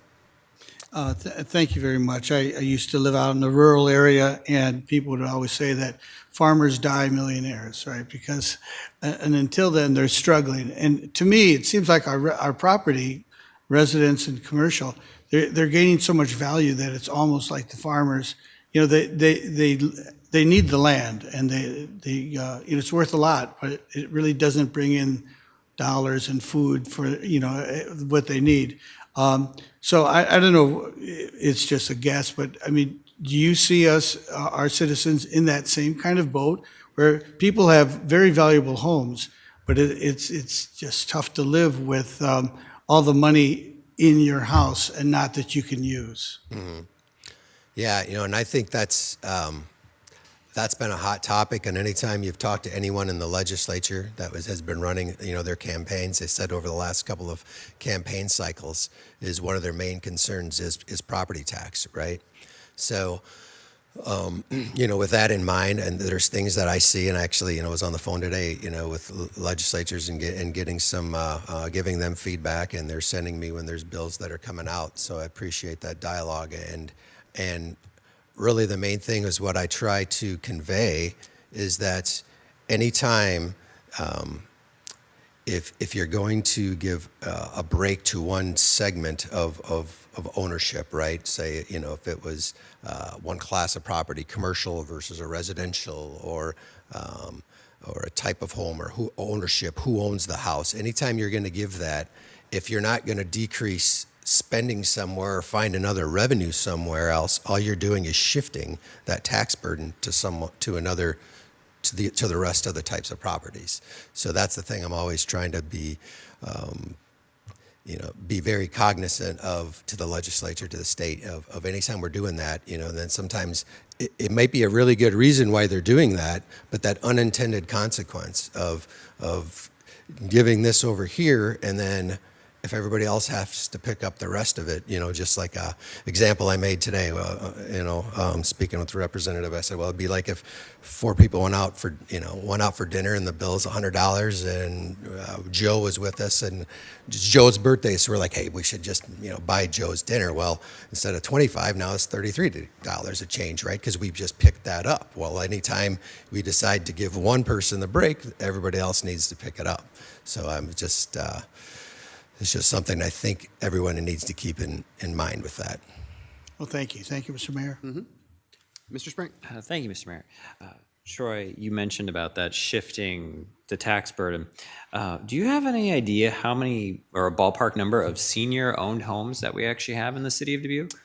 I believe on this 2025, good question, thank you, Councilmember Sprague. For 2025, we had almost 3,800, I think it's somewhere right in there, of 65 plus that have signed up and are receiving that Homestead 65 exemption. Yep. Okay. Which that exempted amount equates to probably roughly about $750,000, I would say, in taxes. Yeah, and that's, because I look at that, I know that's a big push that the legislation at the state level is pushing for, basically a proposal to freeze assessed values for seniors that are over 65. And so I'm just wondering how much that could affect us as a city in our budgets as well, since we'll be doing that soon. And then you also mentioned you believed in the last 5 to 6 years the average of 1,000 homes were sold a year. And now we dropped down to 713, so that's nearly 300 homes. So I can see why we've been pushing so hard and heavy this last number of years to build these housing units for folks, because we know we don't have enough homes being sold anymore as there was years prior. So I appreciate you giving us that information. So thank you. Yeah, you're welcome. Other questions? Troy, I have one. How much of your job is actually subjective, where you just get to make the decision yourself versus let the numbers do the talking? And basically, I mean, your whole position is mostly objective and it's mathematical, is my assessment of the situation. You can tell me if I'm wrong on that. But how much of it is actually subjective, where you're making the call to do something? Yeah, good question. Percentage-wise, it's kind of hard to put that on there, but the numbers like I gave you between that 95 and 105%, our job is to get to that market value. As a whole, we have that range that we need to get pretty close to, right? But there's always subjectivity when we're talking about assessments, and we're reacting to what we deem is what's going on in the market and what we deem are the market characteristics, right? So homes are bringing this much of a price. Why is it? Why that type of home, or what because of where they're at? Then that's when the subjectivity comes in.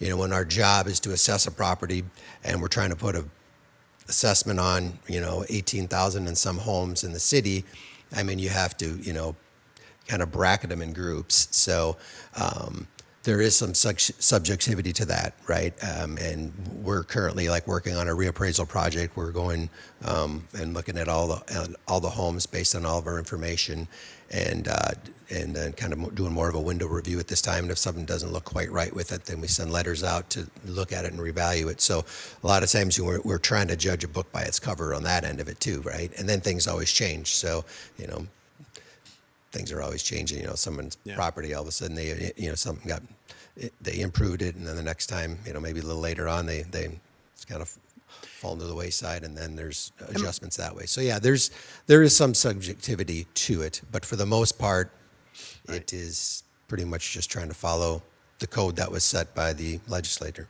Isn't it accurate, though, that even the subjective aspects of it are based on comparisons, like market comparisons? I mean, you're looking at something and comparing it and trying to lump things together. So it's not like you have going back to the wiggle room comment, it's not like you have a bunch of wiggle room to make these decisions as Troy to do whatever you want. Correct. You're in a box to have to make those decisions based on very objective data, even the subjective aspects of it. Yes. Is that an accurate statement, would you say?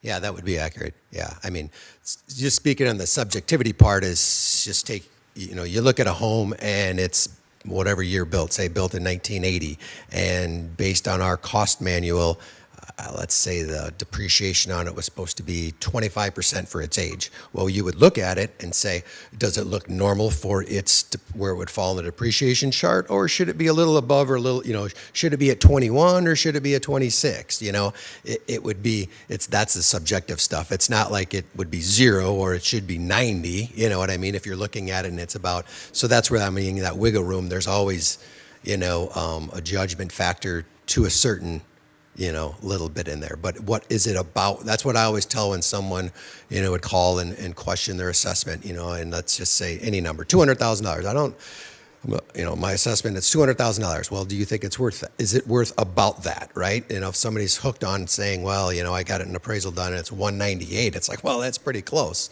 If you think it's only worth 100 or 120 or something like that, then we probably really should take a look at it. And, so that's where, that there's not a lot of. Yeah. And I appreciate that answer. And the main reason I asked the question is because I think sometimes, in this discussion about property tax reform, I feel a little bit like assessors are getting a bad rap sometimes because there's this pointing at the assessors and saying, well, the assessments are going up too high, they're going too fast. But it's based on some very objective data. I mean, it's based on sales and market rates and all these different things. And you're just doing the math of doing that within some, like we just said, a confined area of being able to make some subjective choices. But as far as the equation of the property tax discussion, I think your role in it is one that's very defined. And frankly, I think you do it well in your office. I think I appreciate the work that you do. I think you have explained it well to us here, something that we can see. This is not an easy thing to explain. It's not a particularly fun thing to explain, I think, for most people. But it is really important because this is how our property tax system works. And it's a major centerpiece of the whole discussion of property tax reform in the state right now. So I do think it's an important discussion to have, and I appreciate you being here. Yeah, it's pretty hard not to keep it dry. So, it's like it's not a fun subject either. So you try to put a lot of humor in something that really equates to someone's tax dollars. That's probably not real good way of going. And probably about makes it more So confusing. I apologize for the dryness, but yeah. Spice it up too much. We appreciate the dryness. I think it's probably appropriate for this. So, yeah, thank you very much for not showing up with a light show and, things like that. Right. All right, any other questions before we move on? Yeah, Mr. Staver. Yes. So normally I saw the commercial property increase is 15%. Typically, what is it in years past? So That seems high to me. I mean, yeah. 3 to 6 is probably normal. Good question. On that. So for the 23 assessments, they were pretty close to the residential, which was at 23, 24%. So commercial also saw that kind of an increase. There's the thing with, so for 25 on that, 15 point, whatever it was, 6-7% increase on average, that was based on 18 sales, in the city. 18 is not a really good sales array, and 2 or 3 sales, one way or the other, really move that dial where we really didn't even need to make increases to we would have had to add 20-some%. And it was, one of the, I don't want to say a complaint, but one of the things I've questioned and, said at the state level is, maybe in commercial, we could use 2 years worth of data, and then try to get that highs and lows and some of those out of there. I've mentioned that. I've also, I mentioned it saying at the state level, like a law change for that would be a good thing. One good thing for the 2027 cycle is the Iowa Department of Revenue has appraisers on their staff. They go out to jurisdictions that do not normally get very many sales, and they do appraisals on those, and then they put them in the sales list, so kind of treat them like a sale. So everyone in the state for this next year, for the 1/1 to 27 values, are going to have appraisals. So a commercial appraiser from the Department of Revenue has already been through Dubuque, and they give us 10 random parcels, and we give them their property record cards, and they go out and inspect the properties, and they come up with what they think the value is, and they're put in with that. So I'm hoping that might kind of stabilize that. Another issue I have, there might have been even something in one of these legislative, one of the bills possibly, I think I saw that somewhere, was that talking about on these DOV statements, when you see a sale come through, and let's just pretend it's $1 million, right? But you'll call the buyer and the seller, and they'll say, well, actually, they paid $800,000 for the real estate. The other $200,000 was some of the property, personal property, or maybe the blue sky, the business interest of it. But on that statement, it says $1 million. So we need to use $1 million because that's what's on that declaration of value statement. So sometimes that skews it, but if that's what's on the DOV, it's what we have to use, So yeah, I guess, did that kind of answer your question on that, Chris, or not? But yeah, and there's another one when you point out that 15%, actually when my slide there I showed on that example was an 18% increase. There's going to be there's your tax burden shift right there. So residential, because of that 8% increase, but only 1.8% in taxable value increase.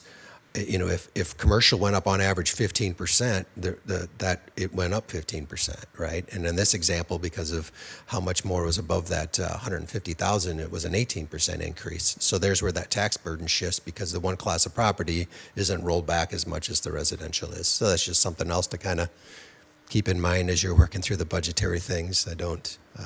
So in essence, you're saying whatever was saved on the residential side gets passed on to the commercial side? Yeah. Yep, and we saw that for the taxes being paid right now. So anybody, wants to look up, if anybody owns commercial property, and and you do there on that, as you look at that, and you'd see that in your residential versus your commercial, because there was that both increase in 20-some% for that 23 valuation, which are the taxes due right now, but residential was rolled back, so there was only a few percent increase in taxable value, but the commercial taxable value, didn't get rolled back like that. So. Thank you. Yep. Ms. Wethel? Just, I was curious, as you mentioned, for commercial values, one potential thing that you have posed to the legislature is to combine a 2-year, just to create a larger N, if you will. Even on residential property, when we talk about number of sales based on square footage, the slide 12, that's total living area strata, the before and after, for instance, you go from having 1,500 to 1,749 square feet is 102 sales, but then 1 foot over that, there's only 42. So, it's interesting to me, like, what about even for residential creating a 2-year cycle? Is that something that's been proposed before? I don't know in residential if they have or not. I know in the governor's proposal right now, they're actually saying going to a 3-year revaluation cycle instead of doing it biannually to make it every 3rd year. But I haven't heard about using multiple years. With that, I don't know if they also mean multiple years of data. That's the devil in the details thing. I don't know what exactly the statement was that, but what is the intention? Was it to use multiple years of data? Now, for instance, when you point that out between those two, that's just one metric we're looking at, and you're like, well, there's not that many sales in a group. You're probably not going to put much weight in that, right? But that would be another thing too, with doing that. Now, I would state, that rollback is doing its effect. If you were going up, double-digit %, but you're only seeing single-digit increase, 1, 2, or 3% increase, that rollback is actually doing its job. If I have any recommendation that I've made before to the state is they have all the numbers by the jurisdiction. Why don't we have a rollback factor based on your jurisdiction?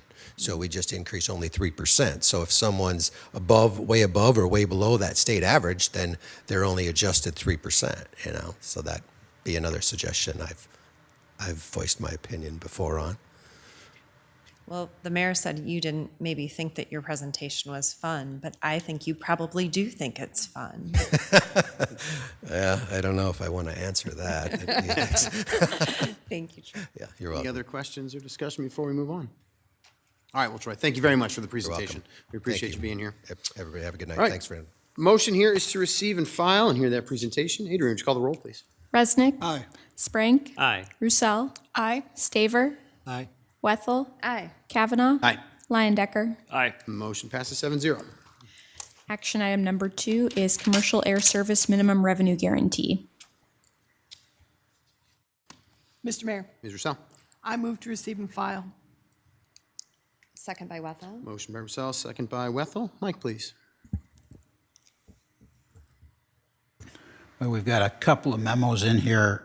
One starts out, it's the memo from City Attorney Trenna Brumwell, and it turns out I put the wrong version of that on, not the latest version, and I think the difference is some of the math and the numbers, but the memo, the Correct. substance of the memo is still the same. The analysis doesn't change at all. There was just some information that I was waiting on, and this was an earlier iteration before the numbers were updated. So and Adrian has added the corrected version to the agenda packet. On page 3, at the bottom, there is a chart, and in the updated version, it has the math that is slightly different. And then on page 7, there is one number that changed based on that update to the chart. And, but the substantive analysis is no different, just the math, the numbers. Okay. And then next comes my memo, which I'll read to you now. The facts in this situation are clear and known. In November 2023, the city received a Small Community Air Service Development Program, or SCASD grant, to provide a minimum revenue guarantee, or MRG, to attract commercial air service back to Dubuque Regional Airport. The grant required matching funds, and those funds were provided by the City of Dubuque, Dubuque Area Chamber of Commerce, Greater Dubuque Development Corporation, Dubuque County, and Travel Dubuque. And I've included all the memos that went on the council agendas as attachments to this agenda item. At the August 27, 2024 Airport Commission meeting, the Airport Commission authorized the airport director to enter into an air service agreement with Key Lime Air, also known as Denver Air Connection, to provide an MRG for one flight a day to O'Hare. That service began on November 4, 2024. That agreement automatically renewed in 6-month increments. Initially, the MRG payments were made with the SCASI grant, then matching funds, and when that money was depleted, Travel Dubuque provided $500,000. Then the City of Dubuque provided funds for the payments using money from the fiscal year 25 budget savings, which were available due to expenditures coming in under budget and revenues coming in higher than budgeted. The city budgets conservatively, so flexibility is contained within the budget to ensure the city does not complete a fiscal year with a deficit. The city had a valid and enforceable contract with Denver Air, a business which was performing on its end of the contract. The city manager had the legal authority to make the contractually required payments pursuant to the city's legal obligation to make those payments. Now, hindsight being 2020, I've identified 2 things I would have done differently. Number 1, I would have brought the Denver Air MRG agreement to City Council when it was signed by Airport Director Todd Dalsing in late 2024, making sure City Council was fully aware of the city's obligation under the agreement and the timing required for a notice of termination. And in fact, whenever I sign a contract, it's required to be on a city council agenda. That's not the case with the airport or the library. Number two, in March and April of 2025, during the fiscal year 26 budget process, I would have put the city's financial obligations related to the MRG into that budget recommendation. I am sorry I did not do those two things. I do not have a good explanation regarding why I did not. I simply did not think of it at the time. Some people have asked why money left at the end of the fiscal year was not returned to taxpayers. The fact is, in every case, those funds were returned to taxpayers in multiple ways. The funds were either held over for the next fiscal year budgeting process, used as a one-time revenue source to meet one-time operational or capital needs, or used in the current fiscal year to cover a cost that has been identified by a resident, staff member, or through the City Council's goal-setting process. Any such funds used in the current fiscal year went through a budget amendment process through City Council, which included a public hearing on October 20th, 2025 for residents to make comments.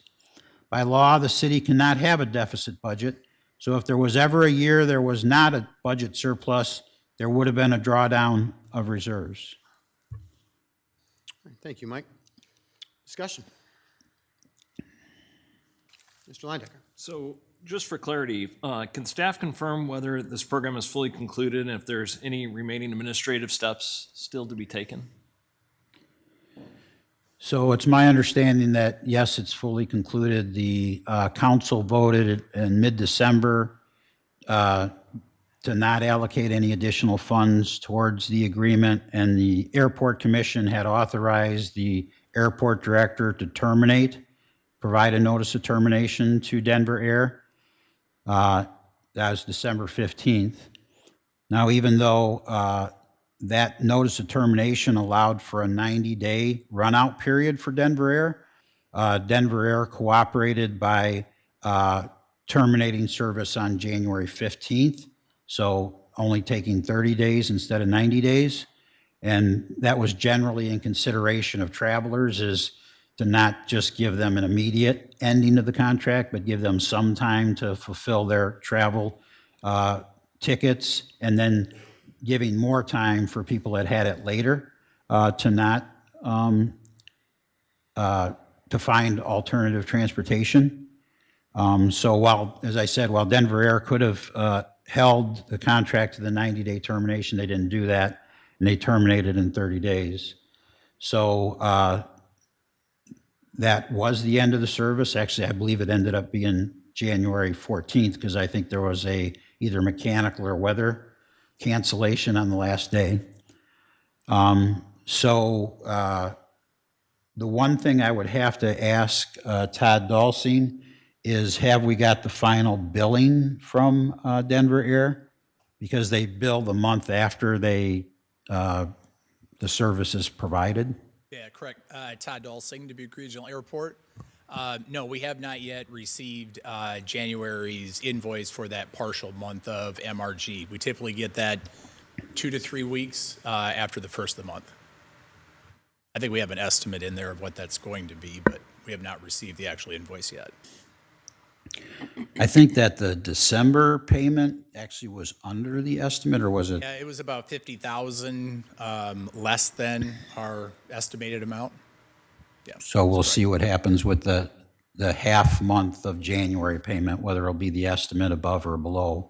Yeah. We don't know yet. And with, announcing the end of service, so those estimates were based on a full month of, known service. So, but the numbers did come in better than we anticipated for announcing end of service.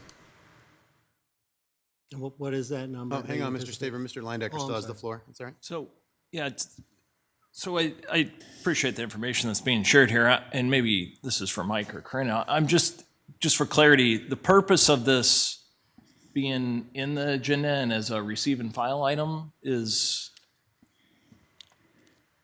So that this discussion can happen, so you can ask any questions that you have as you're asking them. Okay.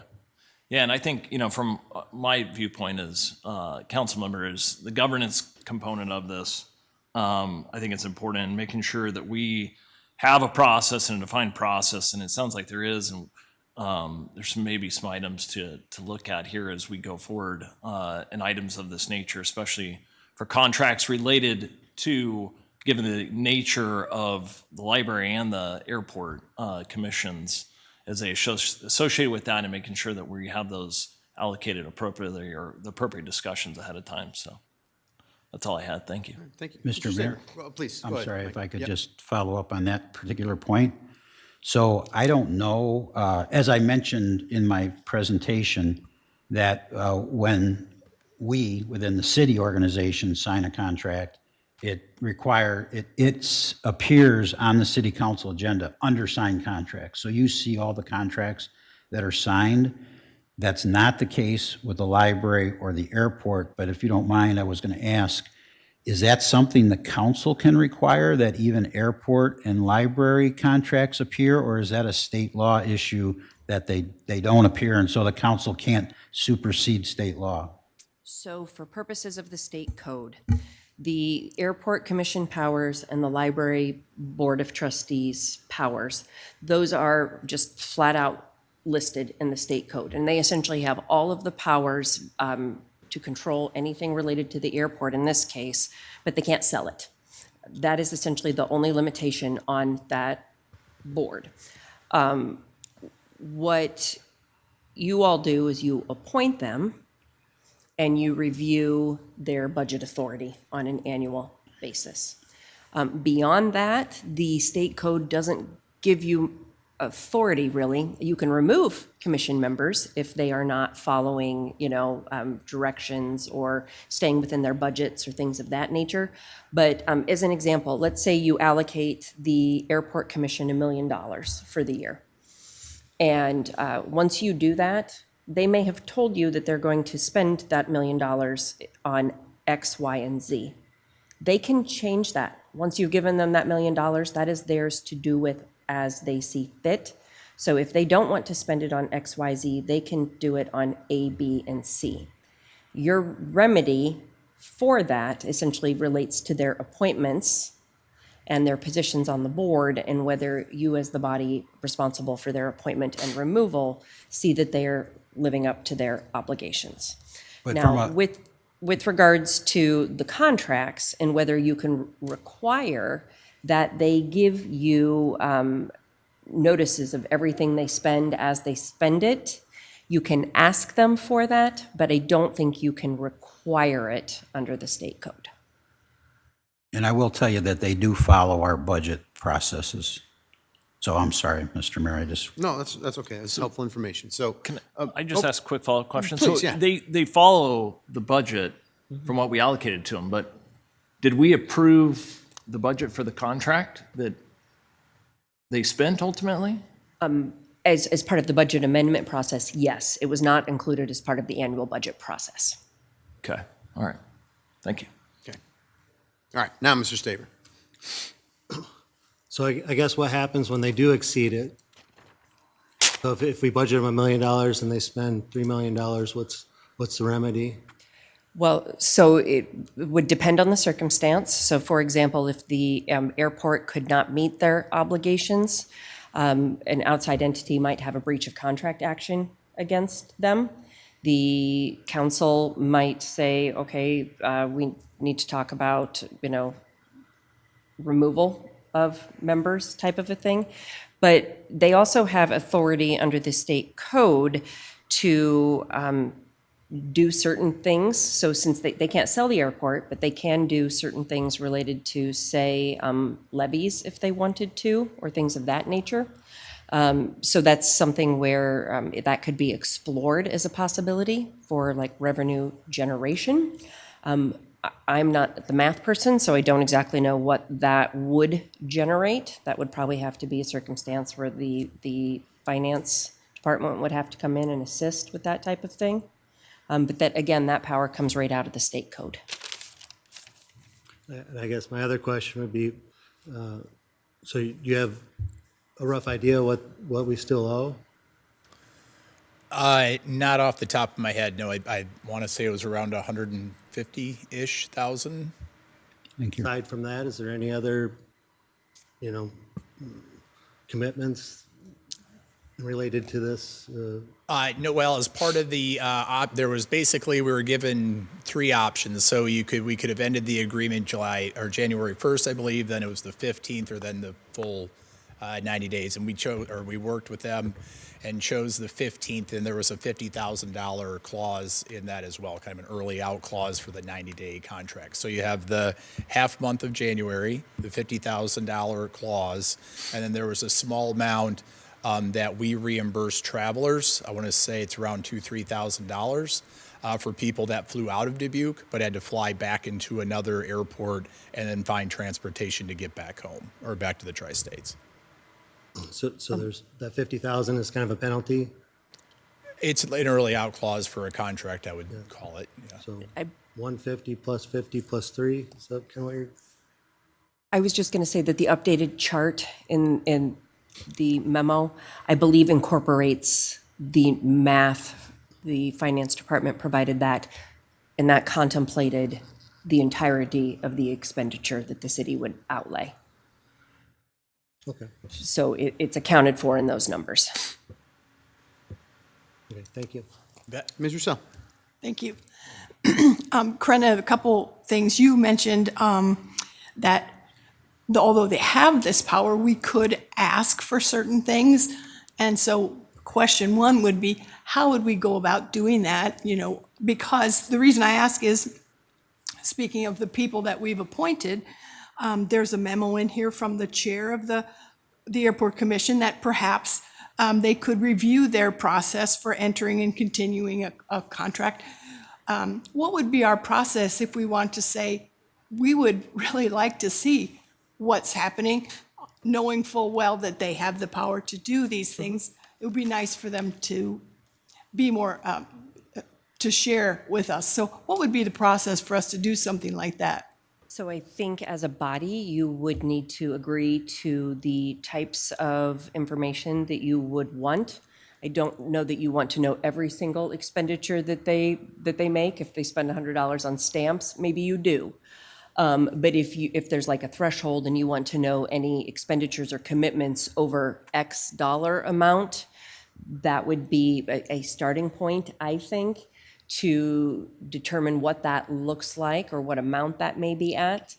And then likely we would do that through like a resolution that you all would vote on, asking that that information be shared within the bounds of the parameters that you set.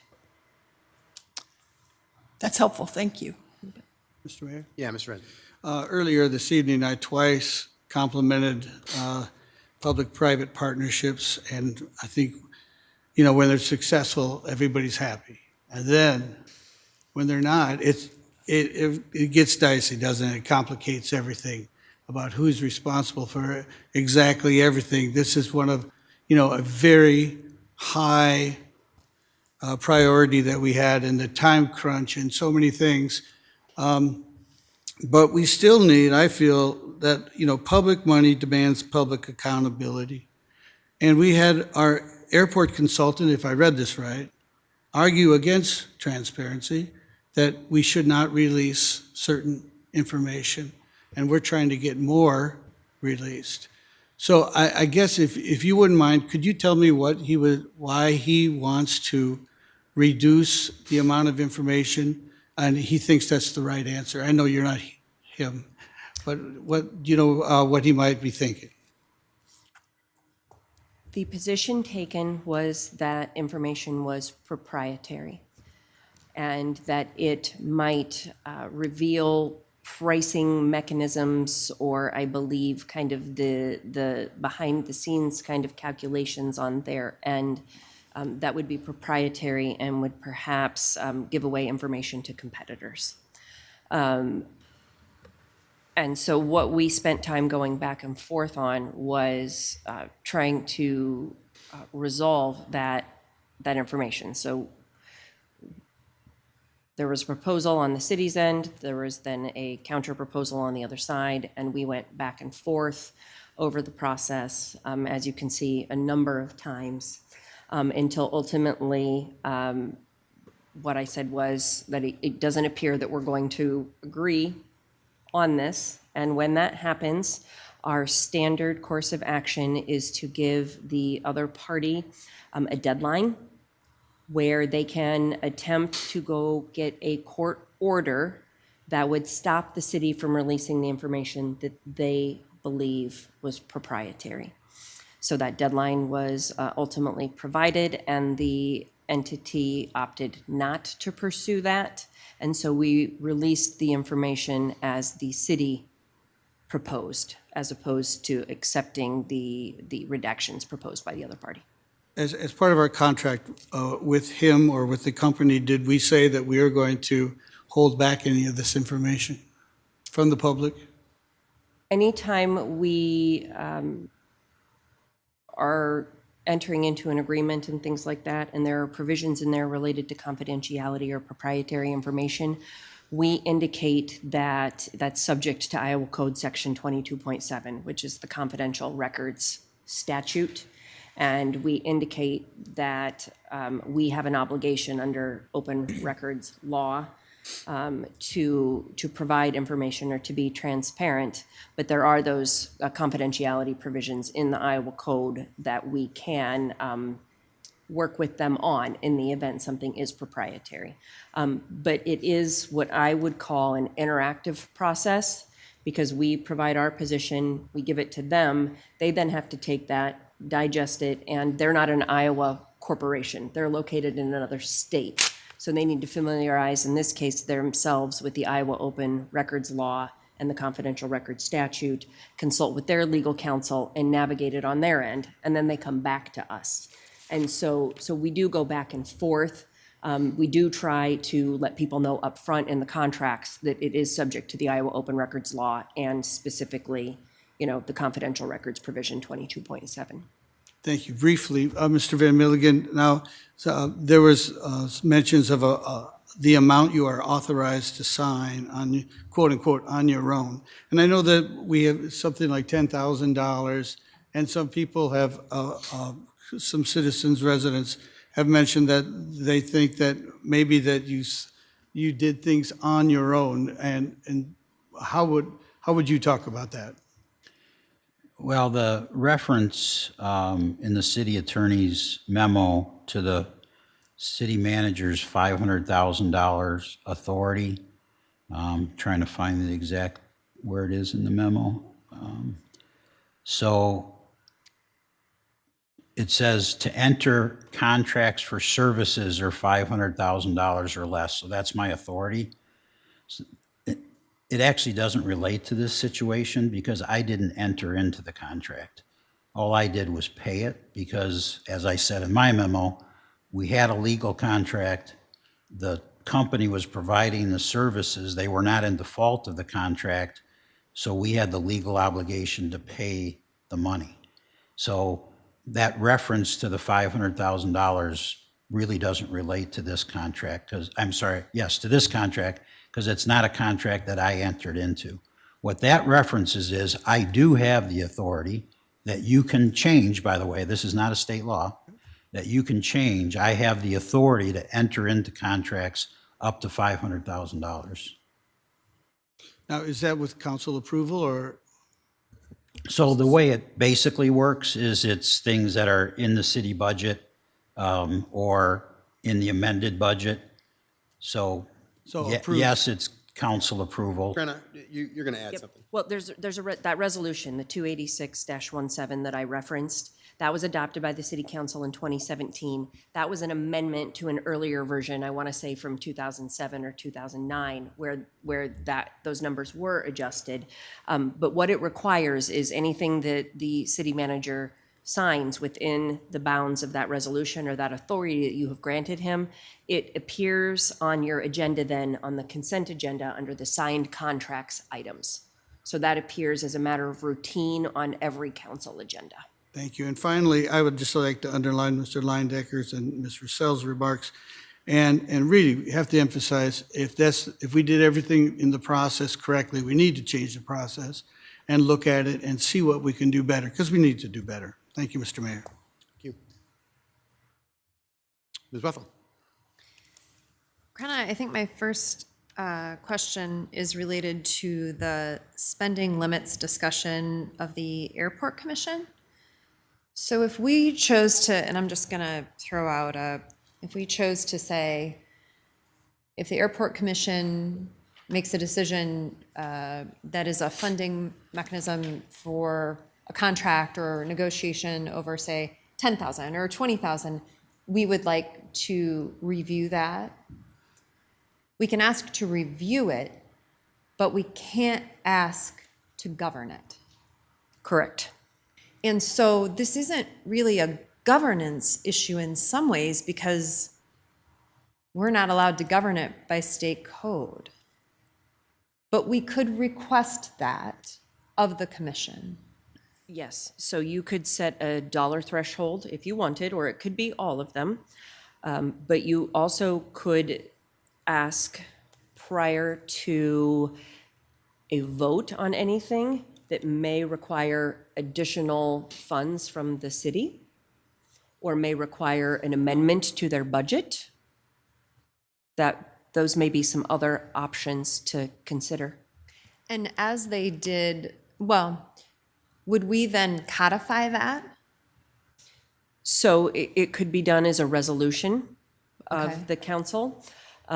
We could look at putting it in the city code, but I don't know that that has any more value than doing it as a resolution, unless you were thinking that you might want to remove someone from the commission for a non-compliance.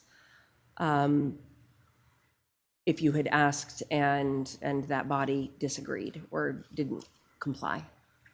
Well, and I just am curious about what that process would be as we move into governance discussions next week and how this might apply, both in contracts in the future, of which, by the way, I hope we'll have another contract at the airport in the future, because I'm incredibly proud of every vote I cast in favor of air service to Dubuque. I'm incredibly proud of every vote because our residents need air service. Our colleges need air service. Our business community needs air service. And to argue against air service is not productive in our community. Now, discussing how we go about negotiating contracts and how we pay for that service absolutely should be on the table. But this is an all hands on deck. So let's do it. And let's make it right every time we do it. So I think it's a good thing to learn from experiences. And I look forward to the next contract.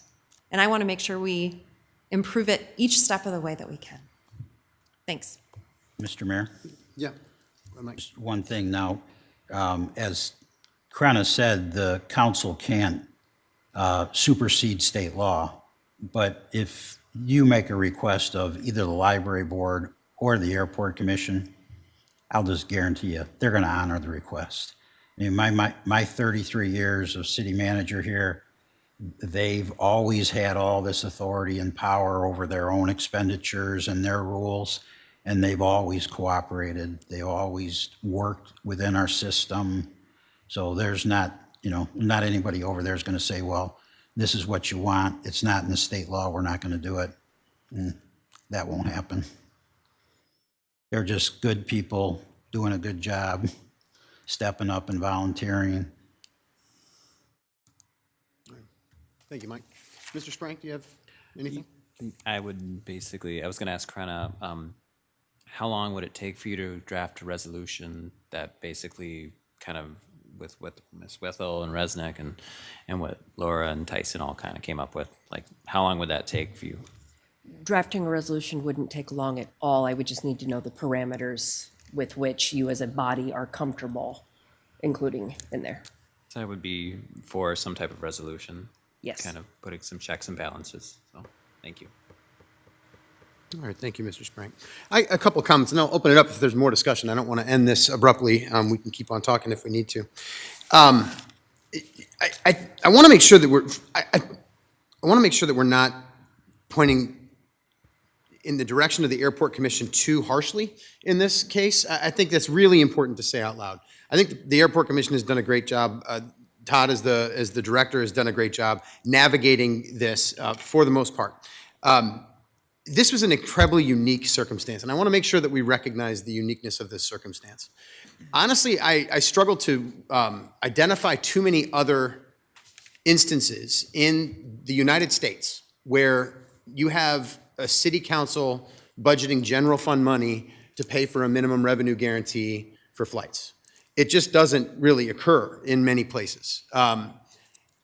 The places that are anything like us, so first let's remind everybody what usually happens. What usually happens is you have an airport like us that has zero commercial air service. You're a part of the Essential Air Service Program. It's a federal program. You have the federal government paying the money to be able to have flights. The second option is you have what we did with the SCASD grant. So we have a SCASD grant that will pay for some of this service. Now, other airports do pay for MRGs, right, Todd, from their general fund, but to like add new flights after you've got a dozen flights already. Is that an accurate statement for the most part? With partnerships as well. Yeah. So the partnerships is the other piece I want to get to, because in places like us, where we have zero flights on the books and you have no service whatsoever, what is normally happening is you have a state that steps up to create a program to be able to have some sort of a consortium that will fund this type of thing, and you'd have a state helping to do that, or you have some sort of entity that is outside of the city government that steps up to fund the minimum revenue guarantee. So it might be a consortium of businesses or like a nonprofit organization that steps up to do these things. There might, and I should also add one other example, there might be more that I'm missing, but one other example would be a city government creates another tax to be able to have a specific tax that's for this purpose, not for anything else, it's for this purpose. Most of those things we can't do in the state of Iowa. We're not allowed to create new taxes to be able to do something like that. We don't have a state program that's helping to fund this. So we ended up in a really unique spot. I'm not as convinced as Ms. Wethel that we're going to end up in that spot again. I'm just not as convinced that we're going to have a scenario that comes to us as a city council and we have an airline that says, hey, we want a minimum revenue guarantee, and we're going to have a community that gets behind us to fund that with general fund money. Based on the conversation that we just had as in this last year, I'm not so sure that there's an appetite for that in our community. I could be wrong, and I'm happy to be proven wrong in moments like that. But I'm not so sure that I am wrong about that. So I think this circumstance that we're talking about is a really unique one, and I think it happened this one time. I don't know if it's going to happen again. Now, that doesn't mean we shouldn't learn from it, and I completely agree with what I'm hearing around the table here about what we need to learn from this.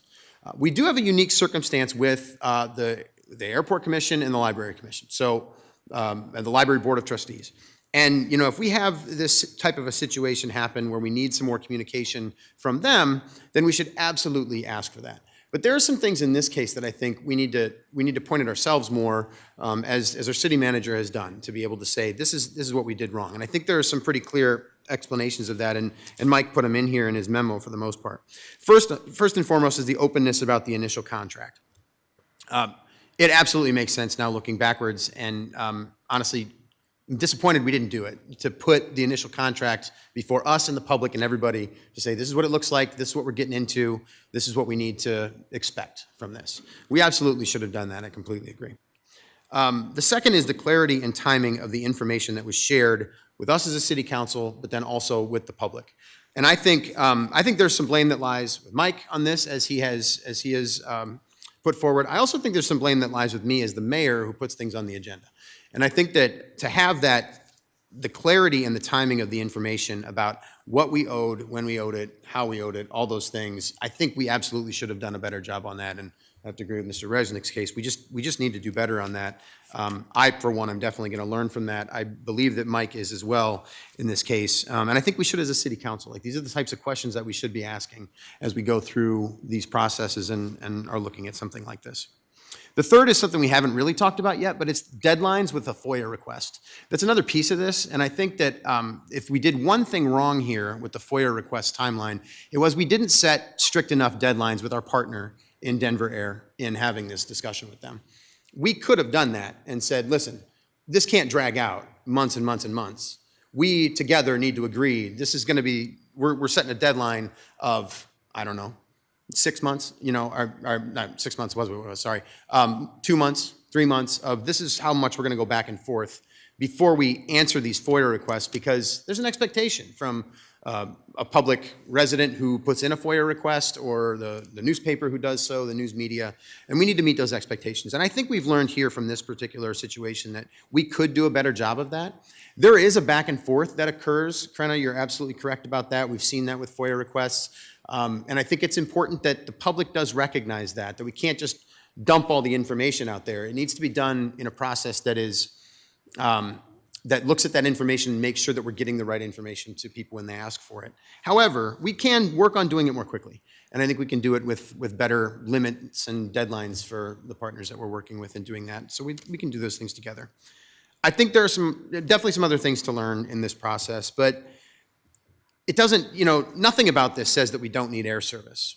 Nothing about this says that we necessarily went about this process in a way, we weren't perfect. Absolutely. We absolutely weren't perfect. And I don't think we should be expected to be perfect, frankly. Nobody else is. So why should we all expect that, or anybody expect us to be perfect in this? However, we should be expected to learn from the mistakes that we've made and be able to make some improvements on those going forward. And I think we will from this. I do hope that I do think that there will be opportunities for more flights in the future. I absolutely do think that. And I think that they potentially could come sooner than we realize. It just is all based on some market forces that we don't really have control of. But when those things do arise, hopefully we can use this discussion and then talk to the rest of our community and say, how do we want to get this done? Because the bottom line is when we have an airport with no flights, a minimum revenue guarantee is going to be demanded by an airline. That's just the way the whole system works. So somebody's got to pay for it. And I can tell you, and I'll share a little more information later tonight about my conversations with our federal partners, there's no appetite at the federal government level to pay anything more than what they're doing. There's no appetite to open the Essential Air Service program. There's zero appetite to increase any funds in the SCASD program. There's minimal appetite to create something new that would pay for any sort of a minimum revenue guarantee for flights. So our federal government is unlikely to assist us in this through paying of an MRG. I don't see much appetite in our state government to do so, for example. If we want flights, we're going to have to figure it out locally. And if that means that people do want us as a city and their government to do this, then we can entertain these things that we're talking about. But I think it's going to be more coming up with another method to get it done. So those are the things that I'll say to this. I think we can learn from this, and I think we will. But that's kind of where I sit with it now. But happy to entertain any other thoughts or questions that we do have. Mr. Staver. Yeah, I had one more question because I'm not completely clear on, so I guess it's for Krenna. So can the airport commission can enter into contracts that exceed the budget that we allow to them or not? So, for example, in this case, the contract was entered in the middle of a budget. Mm-hmm. So, because that's an iterative, evolving process, contracts do get entered into and they're not contained within the existing budget. Pieces of it may be. Mm-hmm. But in an ideal scenario, when they're entering into that, they've accounted for it in the current year and they've accounted for it in for the term of the agreement, if you will. I guess the point I'm kind of making is, so if they had money budgeted, and they entered in a contract that exceeded that budget. They could have repurposed their budget. So they could have chose within their budget to not do something that was included to cover that expenditure. But this exceeds it. I guess I don't understand how they could if this wasn't this far over. Well, at the time they entered it, I don't know that it would have. It was, I think, the renewals that were the issue. And so at the time it started, I don't know that they would have known that it was going to, right? If the numbers had come back different, if there were more emplanements, the minimum revenue guarantee would not have gone through the SCASD grant and some of the other sources as rapidly. Okay, so part of what we draft should, I guess, cover anything that would exceed, we should be notified, right? Yep. That's all. Mr. Linedecker. Question, Mayor, what I'd like to see is, based on the discussion here, on this topic and, getting more transparency or information in a resolution from the Air Service Commission and Library Commission is, it'd be helpful if that was included in this action item. So my question is there an opportunity to table this, bring this back through with those resolutions and take it up again at that point? So I see what you're saying. Like, you'd like to be able to, we've discussed some general resolutions here to be able to have some parameters that we would give to the Airport Commission or the Library Board of Trustees, is what you're saying. Correct. But before you go, Krena, I would suggest that before we, two things. I'm going to suggest two things. One is, I think it can be a totally separate agenda item. I don't think it needs to be a part of this. This was a general discussion that could then lead to another agenda item to do that. However, I actually question whether it's worthwhile to create some sort of a parameter for something that doesn't necessarily exist currently. For instance, if there was another airline that showed up and they wanted a minimum revenue guarantee, and somehow it was decided that City Council was going to put forward the funds to be able to do that, I think at that time it would be appropriate to set the parameters that we are talking about here with the Airport Commission. I can't think of an example with the Board of Trustees for the library, frankly. I can't think of an example of when this type of a contract that would be entered into in that way. So I would hesitate to want to legislate something that isn't necessarily occurring now to be able to do that, although I could see the need for it in the future. Yeah, I would just say, speed to market in terms of being able to act quickly if another contract is presented to us would be nice. Speed sometimes wins deals and sometimes it kills deals, right? So that's where it might be helpful to be proactive in getting that type of resolution on the books sooner than later, would be my thought. And then we could also, make real-time decisions in terms of a budgetary item and things that we have allocated or they have allocated, and make adjustments as needed from our standpoint. So just my thoughts. So. Yeah. It's noted. Thank you. Krena, did you have anything to add at that? I was just going to say, similar to what you said, which is I think it could be a separate item. If the directive was to come back with something, then I would do some research and could come back with some options. You all could review it and chime in on your input about things you liked or didn't like about what I was able to pull together. And then at that point, if you were so inclined, could give me a specific directive about what you wanted to see in there. Yeah. So that option exists if we choose to move forward with it. Thank you. You good? Mr. Staver?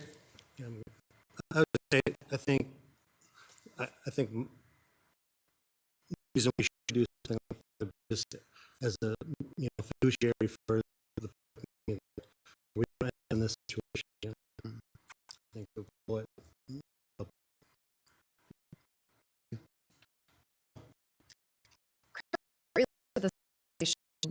would it be appropriate to separate out? I feel like in this conversation we've put together and lumped together the Airport Commission and Board of Trustees, but to me their functions and their actions are quite different, and their budgetary needs are very different. And so I would suggest that if we were going to do something, I don't see how it quite applies in the same manner. Maybe you can reflect a little bit, share some information about the differences between the two, I guess. From an authority standpoint, there is not a lot of difference in the autonomy that they have. Okay. You are right that the scope of the expenditures, as some of you have mentioned, are probably quite different. If you wanted to do something that covered them both because of the autonomy piece, I would suggest looking at it through the lens of if they're entering into anything that may exceed their worst case scenario, their budget allocation by X% or something like that, there's an obligation to notify the council in advance of that and So that's a way where you could keep them together within the autonomy that they have, I guess. But I can also see that we could completely separate them out, and maybe it's a non-issue for the library based on the type of expenditures. It could be more specific if you were doing just the airport, where if you were putting them together, I think it would be more about the budgeted authorizations.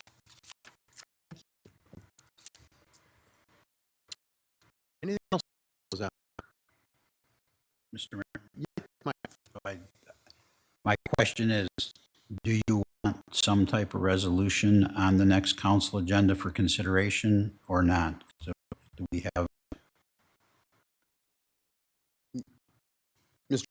Thank you. I think we've just started to scratch the surface on this, and I think that we need to take our time and do it right. We're going to have a work session, this governance session should help.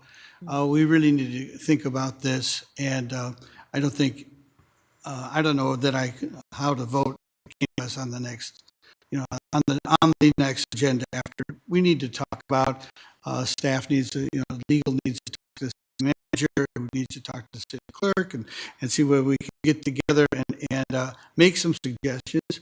I think they almost always make good recommendations for us to consider, and then a work session to talk it over, and then maybe it could come to us.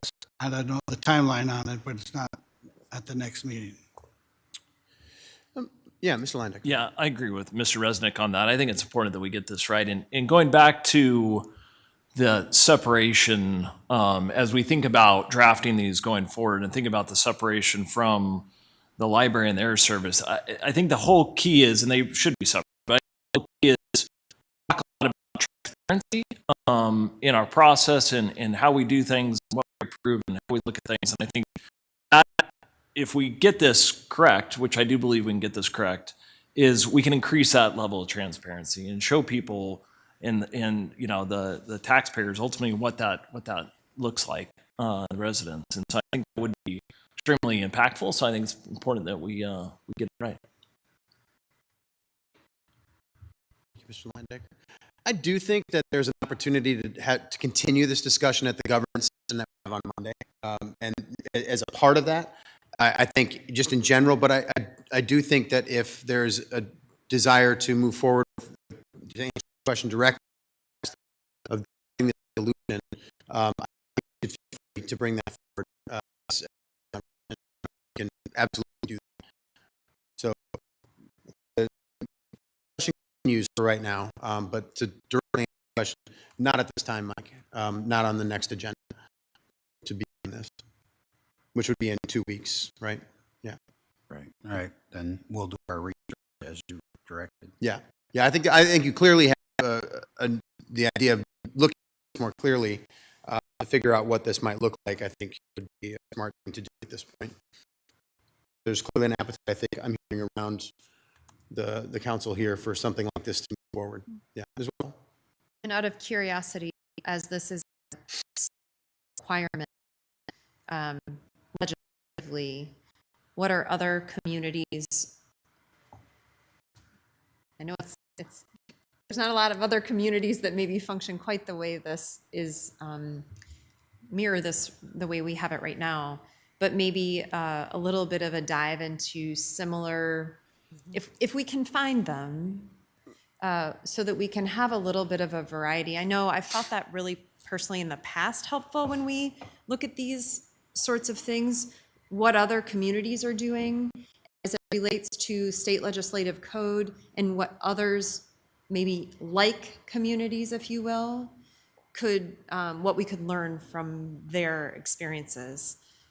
I know our airport's different than the next airport, though. So, well, there are similarities in Iowa. So Des Moines and Cedar Rapids are authorities, and I've got to double check. But I'm assuming the other commercial airports, your Fort Dodge, your Mason City, Burlington, Waterloo, Sioux City. I believe there could be some similarities there that we could draw from and bring back as examples, and they follow state code, of course. So right. and FAA and TSA, all the regulations that we're all bound under. So there should be some examples we can bring to you. I was going to say something very similar, which is that there's different structures in Iowa, but we can identify which have a similar structure to us and then research how they handle that type of situation. And I would add, just real briefly to that, Todd, why is it this way? Why? There's got to be a benefit to residents in general. I mean, to cities and residents and the people who live there. Why is it that the airport is the way it is? You don't need to answer this necessarily. As I'm looking through all this, it'd be helpful to know that a little bit more. As it relates to the state code? As it relates to the different governance of it, why Okay. do you have this separate sort of structure from everything else that we do? Oh, unless you have an answer right off the top of your I head. don't have a good answer other than to say that the state code provisions related to this go back as far as 1946. So there's a lot of history related to this.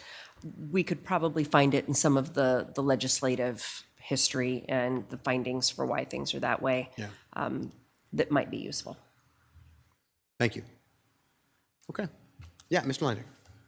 Going back to Mr. Staver's question and per Corinna's comment on the airport operating within their budget and being it was in between budget cycles, and you made it sound like that there might be a question whether are we 100% certain that are they operating within their budget based on the contract? At the time they entered into it, absolutely.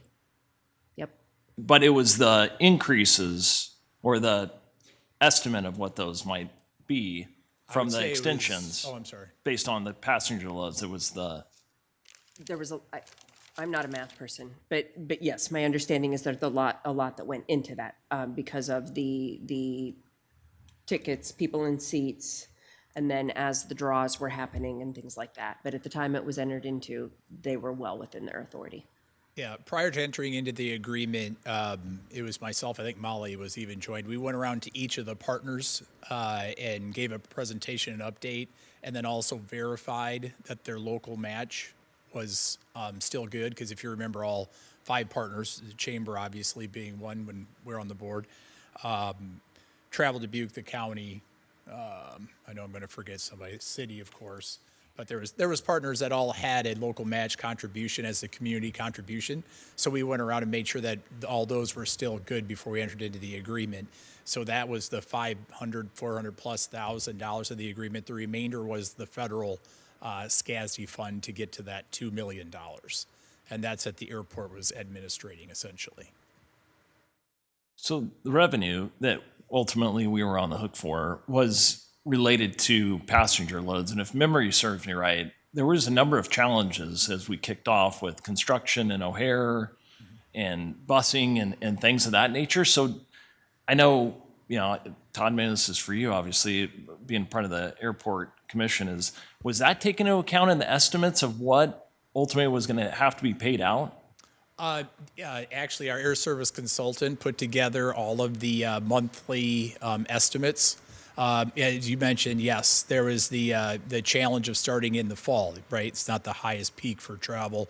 Immediate construction in Chicago bus, the afternoon schedule, which working with the business community, then Denver Air, were able to get it switched to a morning and evening. And we were told, if you give us a morning flight, afternoon flight, we're all going to fly it. Well, that didn't pan out in the numbers. So, there's a lot of factors that went into it, but yeah, those estimates, they were based on basically a year. So, all right, thank you. Yep. Okay. All right. Well, thank you, everyone, for the discussion. Thank you, Todd, for Yep, you're staying with welcome. us for all that. All right, motion here for this particular item was to receive and file. So, Adrian, would you call the roll, please? Resnick. Aye. Sprank. Aye. Roussel. Aye. Staver. Aye. Wethel. Aye. Kavanaugh. Aye. Lyon-Decker. Nay. That motion passes 6-1. Action item number 3 is State Historic Preservation Office Programmatic Agreement for use of U.S. Department of Housing and Urban Development funding. Mr. Mayor, I move to receive and file and adopt the resolution. Second. Got a motion by Res, second by West. Mike. Thank you. Services Director Bobby Warnemont recommends approval of the sign the programmatic agreement between the City of Dubuque and the Historic in the City of Dubuque Historic Preservation Commission for the U.S. Department of Housing and Urban Development Part 58 programs at the City of Dubuque.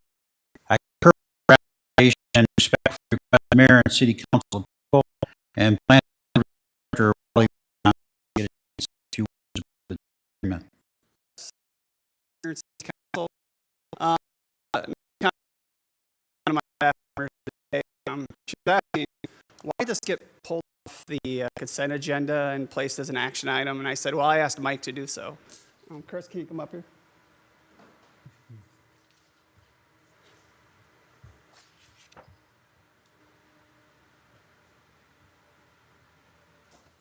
So this item is before City Council due to the dedicated efforts of Chris Happ-Olson, whose leadership and persistence were key to completing this longstanding initiative.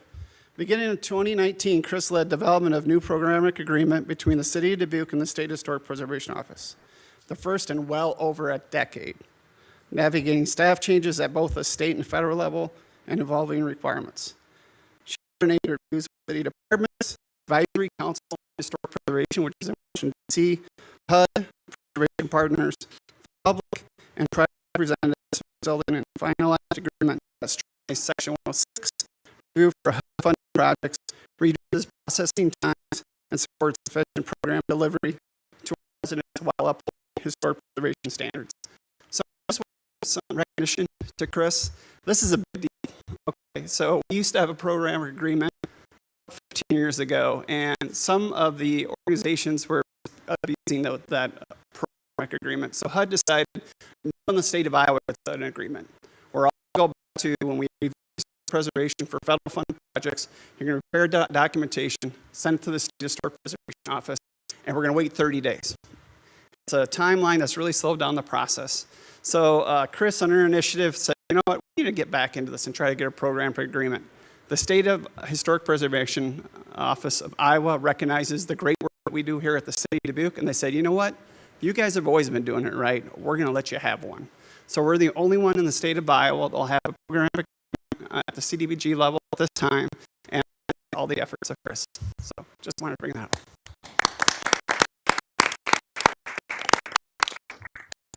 Thank you. That's it. Questions or discussion? Yeah, Ms. Wethel.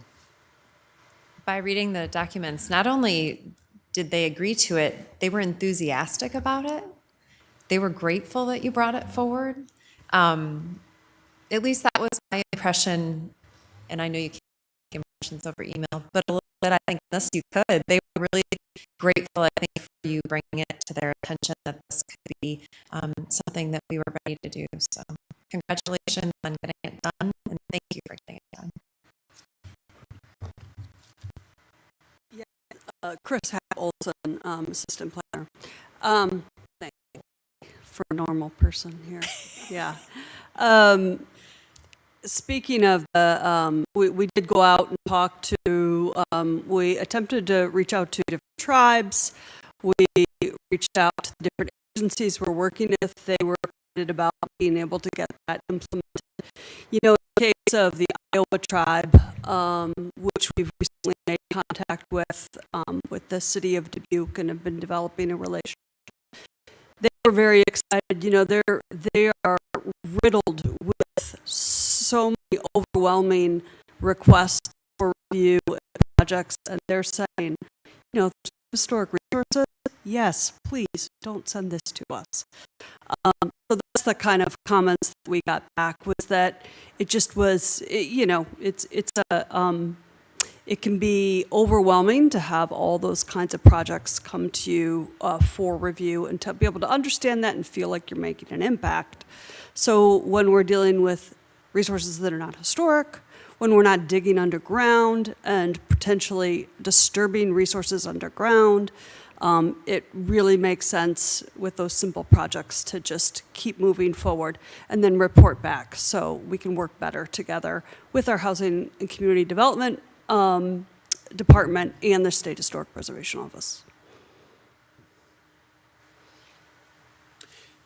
Well, first of all, congratulations. That's great news. I actually didn't realize the extent to which this was the deal that it is. So thank you very much for making sure that you did pull that and explain that to us. That was very helpful. As you did explain it to us, I was thinking to myself, only housing projects? I mean, now, we do a historical review for lots of different projects, transportation included, for example. Can you talk a little bit about that? Yeah, so the program agreement is just for HUD-funded programs that are through the Housing and Community Development Department. So these are the types of funds, for instance, lead grant funds, healthy homes, anything that community development block grant funding touches, and anything that requires a federal permit. So for a Section 106 review, that requires that there's a historic preservation consultation that gets involved with anything with federal funding or a federal permit. If it's a transportation fund that they come in, say we get something through DMATS and it comes through our, and it was a USDOT, that does not, this programmatic agreement will not cover that. This is only for those housing funds that we receive. There are some special purpose funds that come in every once in a while through the Housing Development, Community Development Department. We had some neighborhood stabilization funding in the past, some other things. But some of those other larger scale ones, this will not supplant that. We'd still have those conversations. And sometimes programmatic agreements do come out of those larger scale projects. For instance, the B Branch project, we had a separate programmatic agreement for that. That was written specifically with multiple partners with that great project. So, Gotcha. Thank you. All right. Well, thank you both for being here to explain that to us and to everyone, so really appreciate it. Okay. Thanks.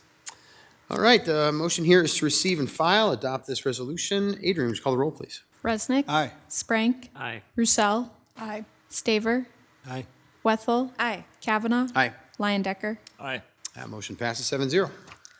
Action item number 4 is Merge LLC, Port of Dubuque LLC, termination of development agreement. Mr. Mayor, Mr. Sprank. I motion that we receive and file and adopt the resolution. Second. Got a motion by Sprank, second by Resnick. Mike, please. Thank you. Senior Counsel Barry Lindahl is recommending City Council approval of the termination agreement by and between the City of Dubuque, Port of Dubuque LLC, and Merge LLC for a mixed-use development to be located along the corner of 5th and Bell Street, west of the Flex Steel Corporate Office Building. Once the termination agreement is approved, the City Attorney's Office will schedule a closing, and after that closing, the city will own the property free and clear and can market it to other developers. I concur with the recommendation and respectfully request Mayor and City Council approval. Thank you, Mike. Discussion.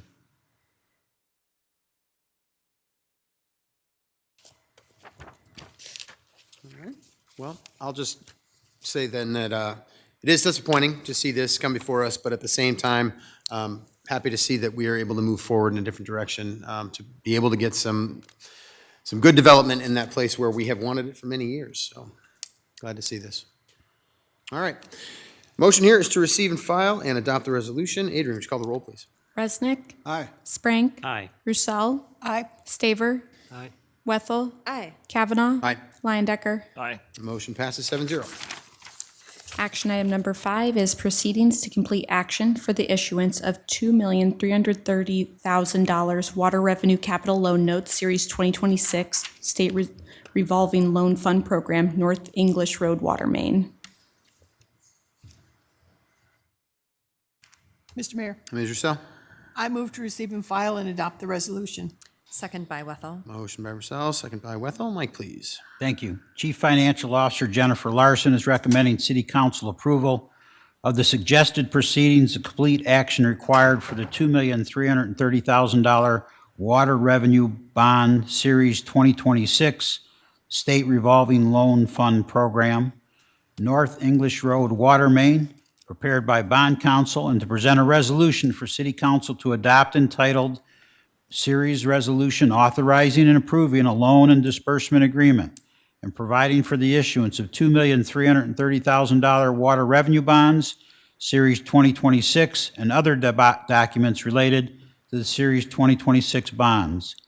The City of Dubuque is looking to address necessary improvements associated with its water distribution system. These improvements will address water resiliency, reduce bottlenecks, improve water storage and pumping at key locations throughout the community to support the existing customer base and prepare the city for increased demand associated with the existing and new customers. The project will also assist the city's need to reduce and better manage dead-end water mains and other areas where the water age and water quality can suffer due to lack of circulation. The North English Road Water Main Extension at the west terminus of the Southwest Arterial Water Main Extension creates a path for a future loop and connection of pressure zones 3 and 4, when in later phases it can extend to English Mill Road and then south from there to the English Mill Pump Station. The state revolving fund loan will have an interest rate of 2.9%, maturity date of June 1st, 2045, and will be abated from the water fund. I concur with the recommendation and respectfully request Mayor and City Council approval. I would like to, though, Jennifer, when I say here the loan will have an interest rate of 2.9%, there's also a SRF fee, isn't there? What is that? And a 0.25% SRF fee to the Iowa Finance Authority. Thank you, Mike. Questions or discussion? Mr. Resnick. Just briefly, Mr. Van Milligan, I mean, this has been it's part of our long-term goal, and it's also been boosted by the development needs and the businesses and people who would like to live in these areas that are currently, we don't have good water service. Is that correct? Yeah, so it is part of our long-term plan. And our ultimate goal is to, as it says, to create a connection of 2 of our pressure zones. And it also, so that improves our water circulation and our water redundancy. So if there is a failure somewhere where you can still access water. And yes, it will serve an area of our community that we see our growth going to because of the construction of the Southwest Arterial, but that's not the main purpose of it. Okay, thank you for that. Thank you, Mr. Mayor. Mm-hmm. Any other discussion? All right, motion here is to receive and file and adopt the resolution. Adrian, would you call the roll, please? Resnick. Aye. Sprague. Aye. Roussel. Aye. Staver. Aye. Wethel. Aye. Kavanaugh. Aye. Liondecker. Aye. Motion passes 7-0. Action item number 6 is proceedings to complete action for the issuance of $14,643,000 sewer revenue bond, Series 2026, State Revolving Loan Fund Program, Old Mill Road Lift Station Project, Phase 2. Mr. Mayor, Mr. Sprague. I motion that we receive and file and adopt the resolution. Second by Wethel. Motion by Sprague, second by Wethel. Mike, please. Thank you. Chief Financial Officer Jennifer Larson is recommending City Council approval of the suggested proceedings to complete action required for the $14,643,000 sewer revenue bond, Series 2026, State Revolving Loan Fund Program, Old Mill Road Lift Station Project, Phase 2, prepared by Bond Council, and to present a resolution for City Council to adopt entitled Series Resolution Authorizing and Approving a Loan and Disbursement Agreement and Providing for the Issuance of $14,643,000 Sewer Revenue Bonds, Series 2026, and other documents related to the Series 2026 bonds and amending certain provisions. The Old Mill Road Lift Station and Force Main Project is the first of several improvements that are needed within the Catfish Creek Interceptor Sewer System to provide adequate capacity to serve existing and future development within the city and to allow for future additional flow from future growth areas. Once constructed and in service, the 20 million gallon per day Old Mill Road Lift Station will intercept over 80% of the flow which is currently conveyed to the undersized 8 million gallon per day Catfish Creek Lift Station. With a reduction in flow coming from the Catfish Creek Interceptor System west of end of town, the Catfish Creek Lift Station will then be primarily dedicated to the Key West area and the growth areas along US Highway 15161 to the airport, which is served by the Granger Creek Interceptor Sewer. Currently, the Iowa Department of Natural Resources has issued sanitary sewer permits with peak flows totaling approximately 3.5 million gallons per day for the areas south of town since 2017. The reduction in flow from the Catfish Creek Interceptor system will provide the Catfish Creek Lift Station with enough capacity to adequately serve the Granger Creek sewer shed into the near future. The state revolving fund loan will have an interest rate of 2.9% plus a servicing fee of 0.25%, maturity date of June 1st, 2046, and will be abated from the sanitary sewer fund. I concur with the recommendation and respectfully request mayor and city council approval. Thank you, Mike. Questions or discussion? Mr. Sprang. Yeah, just for the city manager. Love your memo. Very good information. Just was wondering though, I can't remember exactly when we started talking about this issue. I believe it was 2021 or 2022. Was that? Trying to remember a better time frame. In the staff memo, it mentioned 2021, and pretty sure we kind of started talking about this since 2022. So that's Well, I think it started being discussed, I would actually say, before then. I think that's probably more referencing,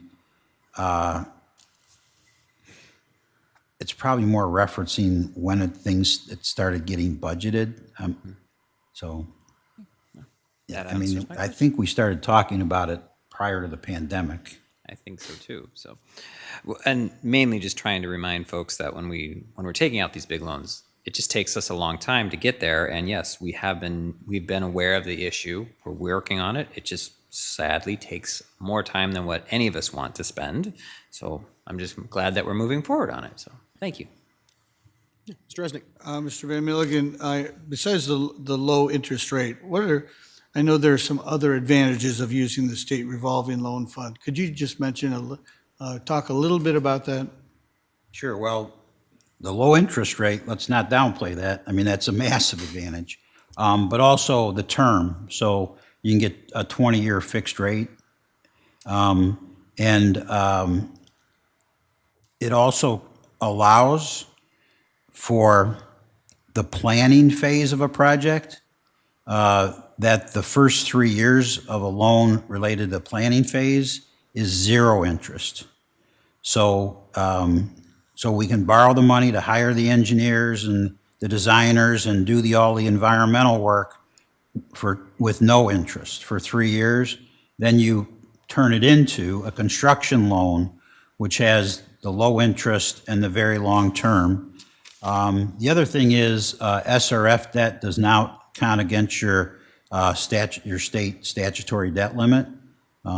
So that's, I guess, another advantage. We're so low on our statutory debt limit, it's not really material. I think we're at about 35% of our statutory debt limit, but it doesn't count against that. Yes, so that was my question. It doesn't really affect our debt reduction policy that we've done since 2015. Right. It does not count against that. Thank you. Thank you, Mr. Mayor. Mr. Saber. Such a big number. What happens if the costs exceed that, and how does that get to council as it goes forward? Yeah, so as we bid the projects, you actually award the bids. I was seeing if Gus was here, but I don't see that. Oh, I'm sorry, he's in the back, so he can hear us, so he's probably going to pop out of that door right now. Okay. But yes, so it kind of works two ways. So we actually will award bids before you authorize the debt because you've already agreed in the budget that that's how we're going to pay for it. And if that doesn't happen, so in other words, we already know the cost. If that doesn't happen, when it would actually come to you when we bid it, you could say, well, wait a minute, that's more than we wanted to pay for that project. And I'll give you an example where that just happened a few years, probably 2 years ago now. And that's our gates and pump project that's in the 16th Street Detention Basin, where we're replacing those gates and pumps that were installed in the 1950s. And when we bid that project, it came in way over budget. And so the council directed us to go back and redesign the project and did not award the bids.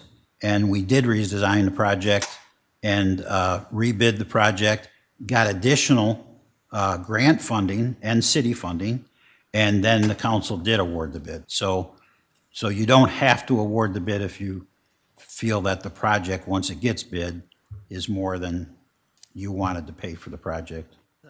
what if the contractor runs into some unexpected scenario where it just costs more?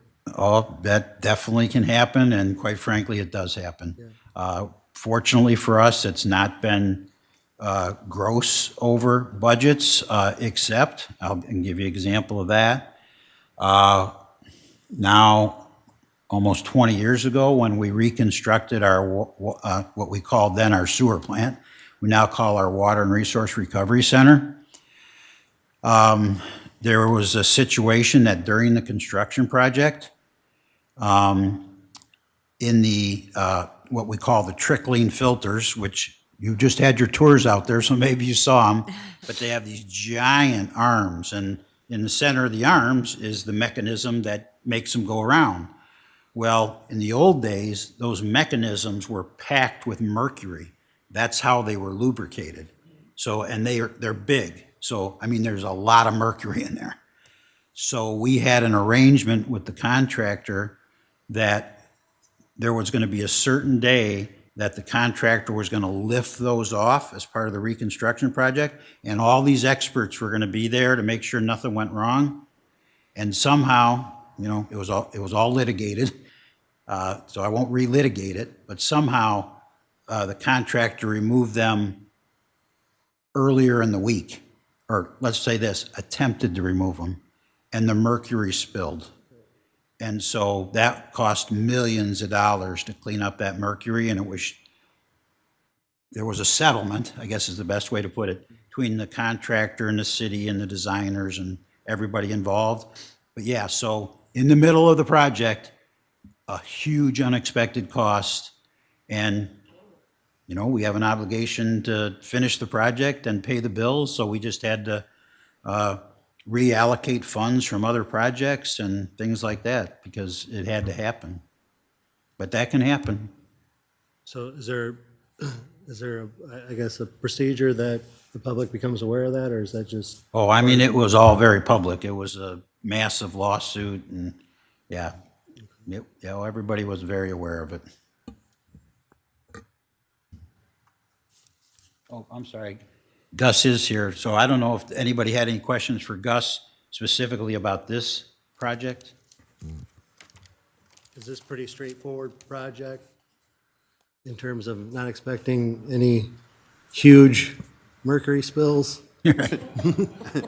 So as city engineer, no, I get with our project engineer all the time, Todd Irwin, and everything's on track right now, but it is a huge project. Anytime you go $25 million, you can, you know, expect stuff, but right now everything's scheduled and still scheduled to be complete at the end of this year. So the winter's been good. They're going to be making like 3 pours this week, so they're still pouring in the middle of the winter. So, and we do have a project contingency.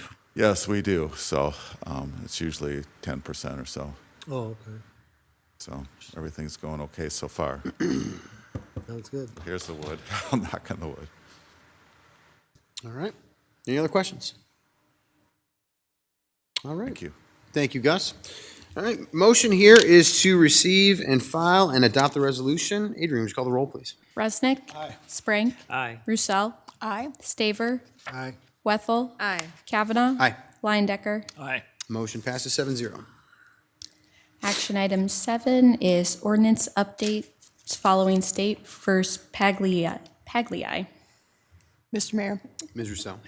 I move to receive and file, and further move that the requirement that a proposed ordinance be considered and voted on for passage at 2 council meetings prior to the meeting at which it is to be finally passed be suspended.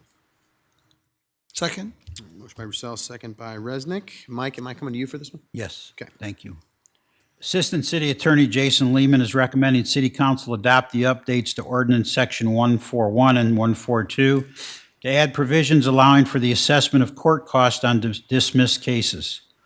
A recent decision by the Iowa Supreme Court impacts the city's prosecution of simple misdemeanor and traffic cases. This recommendation updates the city ordinance to comply with the court's ruling while maintaining prosecutorial discretion and minimizing the burden on taxpayers.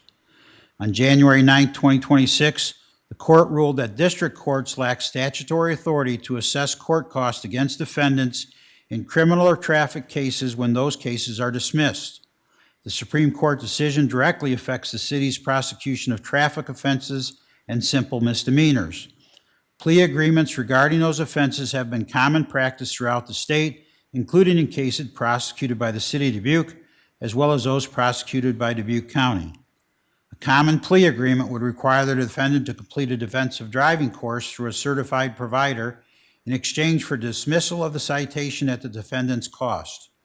In that situation, the traffic citation would be dismissed, and the defendant would be billed $55 from the clerk of courts for court costs.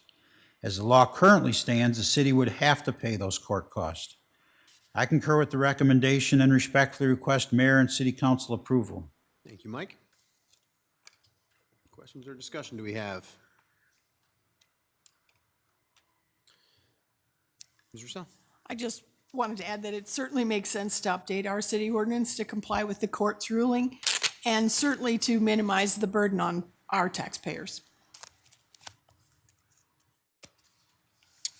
So, Krenna, the court ruled that that we lack statutory authority to do this, but we could do it if the legislature decided to give us that authority, correct? Yes, and we're hopeful, that this will get some traction at the legislature and that they will correct this. It has already been talked about by the League of Cities. I, in particular, reached out to them just in case, because I wasn't certain if anybody else had, and said, please tell me this is being talked about. There needs to be a fix to this, because really, this does a disservice to tons of people that we see on a regular basis.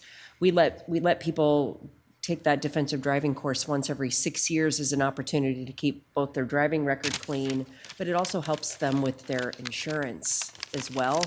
And particularly, for the young drivers, if they get a ticket, it's a nice intervention to have as well, to kind of get them the reminder that, hey, this is a serious responsibility. It's privilege, not a right here.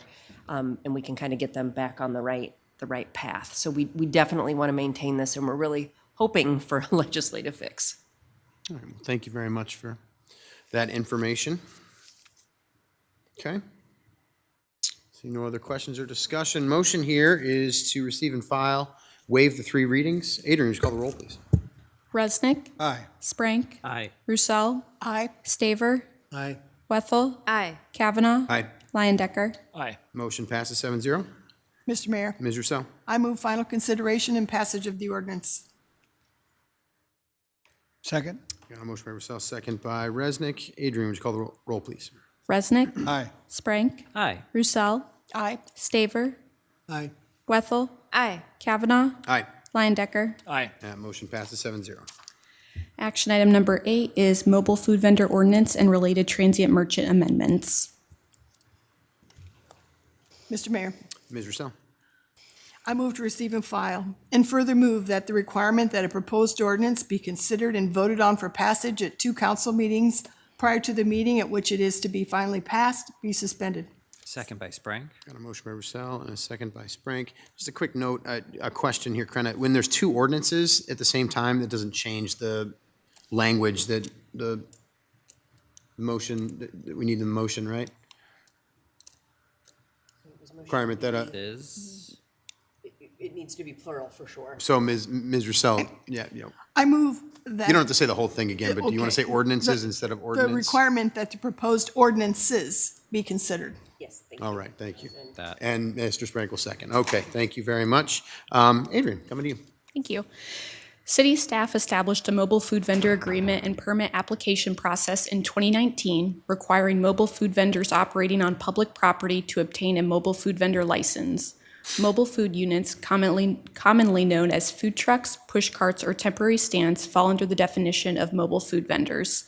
This process was implemented as a policy rather than codified in city code, which limited enforcement capabilities.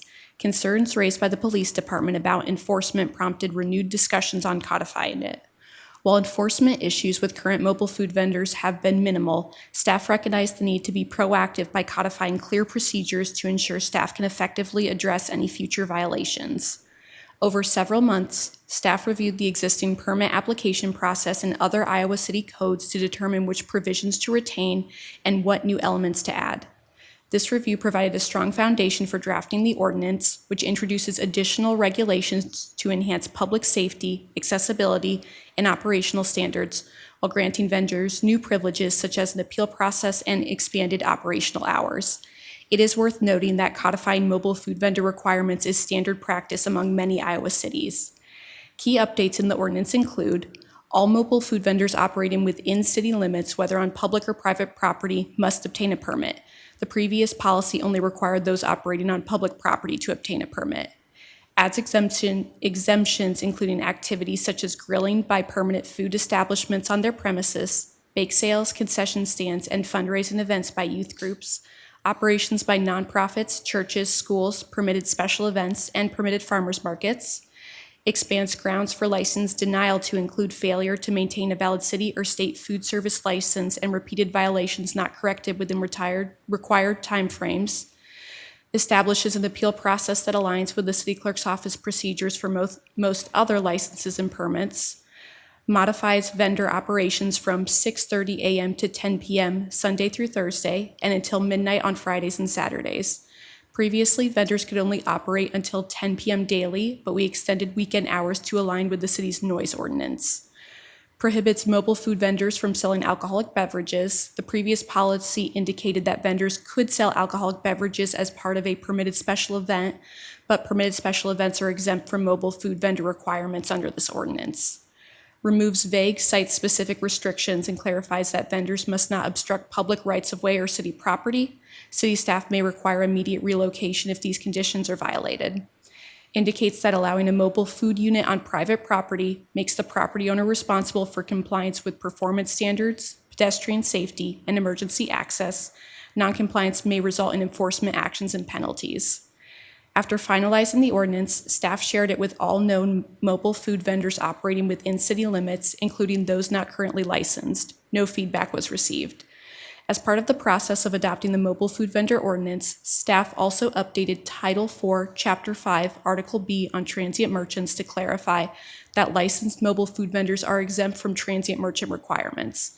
In addition, exemptions were added that align with those in the mobile food vendor ordinance, ensuring consistency. I respectfully request that the mayor and city council adopt the ordinance adding mobile food vendors to the city code and adopt the ordinance amending exemptions for transient merchants. Thank you, Adrian.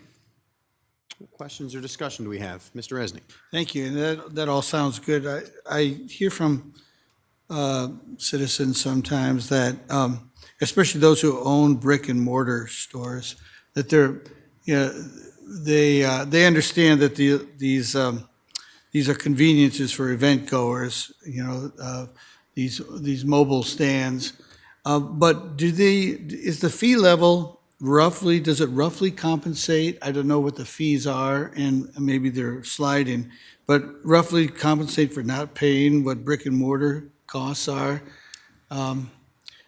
Anyway, this is a response that I get, and if there's more and more of them, then it's tough, in the food business, so I'm just asking that question.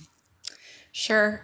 In terms of fees related to brick and mortar, I'll say that it'll often determine on the scope of that brick and mortar location. For example, if a brick and mortar location does sell alcohol, having a retail alcohol license will require additional licensures and fees that a mobile food vendor unit wouldn't have. So I feel like it's a little challenging to quantify these specific costs and comparisons related to it. I will note the current fees for mobile food vendor license. We have our annual license and a 6-month license. The annual license is $100. The 6-month license is $50. We, as part of reviewing other Iowa cities, as part of codifying these requirements, it was noted that our fees do tend to be significantly lower than what other Iowa cities offer in comparison for, or at least what they require in comparison for their mobile food units. So we do intend, as part of the fiscal year 2027 budget process, to make a recommendation to increase those fees as part of notifying all mobile vendors that we were making this recommendation to City Council to codify the requirements, we did let them know that as we also intend to recommend fee increases as part of the fiscal year 27 budget process. So they are aware of that. But to answer your question, I think it can often be challenging to determine the specific comparisons just because, again, with brick and mortars versus mobile food units, they all have different licensure requirements, but a lot of those requirements are based on fire code, building code, health policy. So I think it can be challenging to do a side-by-side comparison. Well, thank you, and I'm glad that you're considering the things that you talked about. I just wanted to let you know that citizens, especially brick and mortar store folks, are paying attention and they appreciate consideration. Thank you. Thank you, Mr. Mayor.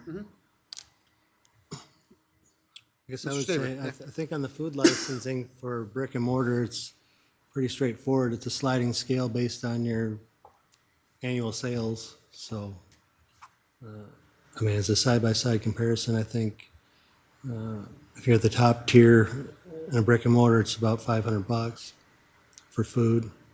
Then your alcohol is a separate license, obviously.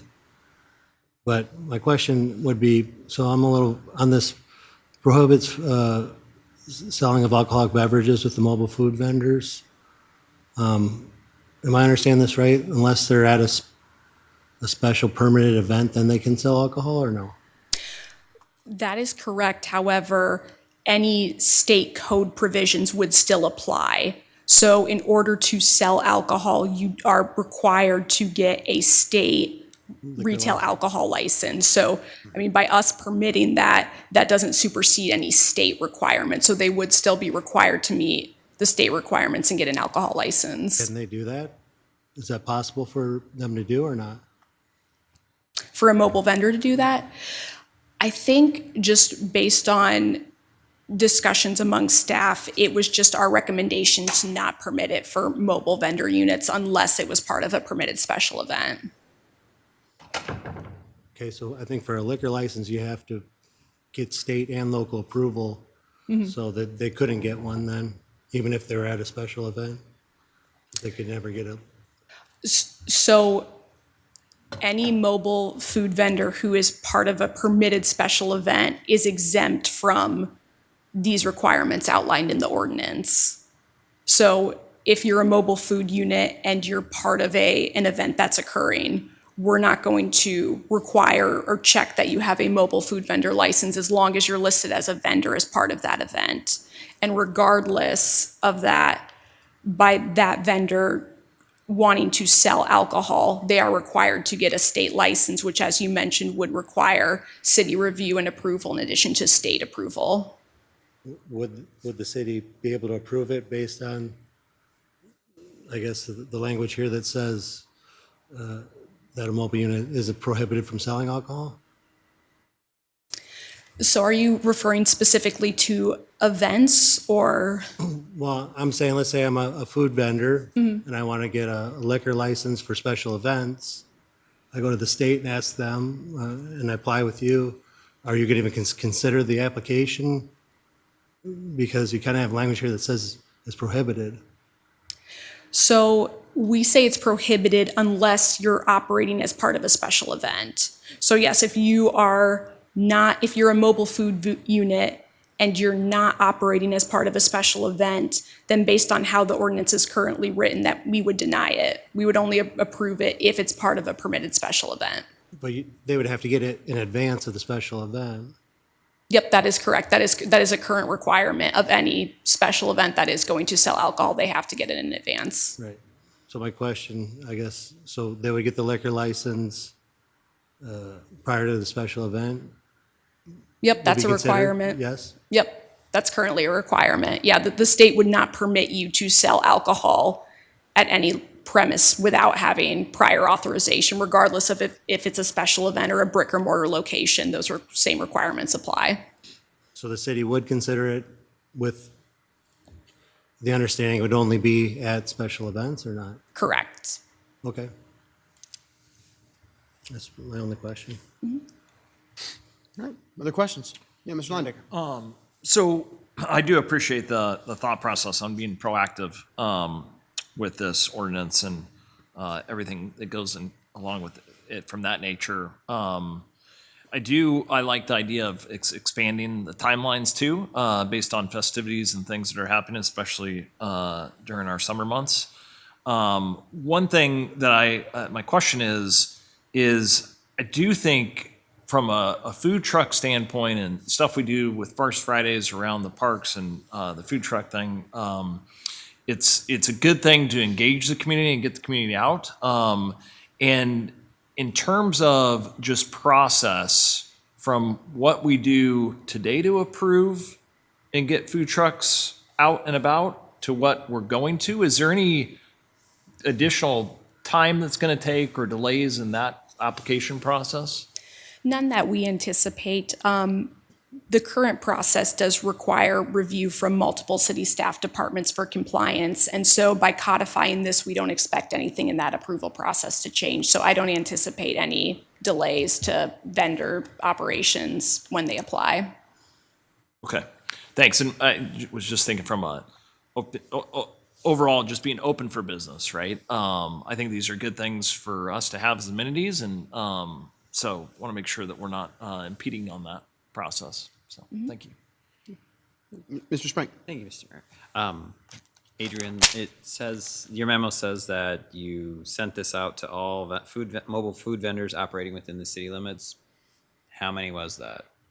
20 to 30? Yeah, I'd say it was around the low 20s. Okay. Yep. So clearly they weren't shocked and awed by no feedback coming back from it, because otherwise they would be upset. So that's good to hear. I really am excited about the extended hours, particularly on the weekends, because I could see easily a food truck down at like Five Flags after a concert. So I didn't know if there might be an opportunity, because sometimes those concerts are also on Thursday nights, that we could also, I guess, if we could extend it maybe to a Thursday night as well. If that's something that council wanted to consider, I could bring that back to city staff for determination. As I mentioned, we had just looked at what the city's noise ordinance was and thought that it made sense to just coincide with those hours. That's all I had. Thank you. Mm-hmm. Yeah, Ms. Wethel. I would say in the past, representing Ward 4, where there is more maybe nightlife at certain times of the year with our college students in town. I've had people that live in the areas concerned about the alignment of food trucks and noise ordinance. And so I'm really glad that these are lining up appropriately. I think it makes for consistency and transparency in the process. So yeah, thank you for doing it. All right. Yeah, a couple things. One, yeah, I'm glad we're going longer and aligning it with noise ordinances. I would hesitate, though, to go out of sync with that, like on Thursdays, as you might have suggested there, Mr. Sprank, just because I think that would make it, we're trying to make things a little easier, I think, for particularly our police department in this case, and I'd hate to make it more complicated, unless we want to extend the noise ordinance on Thursdays, which I'm not sure if we want to do that or if that's going to be acceptable to everyone. So that's just one thought. I want to go back to the fact that there was no input. I was really surprised by that, actually. Did we give them a standard amount of time to provide input, or how long did we? Gave them about a month. Okay. And I mean, it's tricky because we sent the email out to them mid-December, gave them till mid-January. So understand the timing of that might not necessarily have been ideal because it's winter. However, you can also see, even though it's cold outside, you still see a lot of food trucks operating right now. And we also wanted to make sure we were intentional with implementing this before the start of the peak season. So I don't know if necessarily when we sent out the notification made a significant difference. But at the same time, I think we just wanted to play that balancing act with making sure we gave them adequate notice before it was finalized and presented to you, and making sure that was done well before the busier season kicks off. That all makes sense, and I can appreciate the timeline on that. I guess, yeah, and that's the only thing that really kind of struck me about this. Otherwise, it seems to me as though this is pretty much in line with the, other things that you've seen, because you've done some pretty specific research on other places in Iowa and how this works. So I do appreciate that. And by the way, if this, for some reason, if there's a roadblock in this, or we find that the process isn't working, or something about this ordinance doesn't work, and we hear it from a lot of food vendors, we can change it. I mean, I think you have a good track record of that in your office in particular, Adrian, about, the ability to just make changes when need be, based on the feedback of the customers and everyone that we're working with. So Yep. if that is the case, then I'm happy to look at this again. But right now, I think it looks good. I'm looking forward to voting for this and moving it forward before the season starts. All right, well, motion here is to receive and file and waive the 3 readings on the 2 ordinances. So Adrian, would you call the roll, please?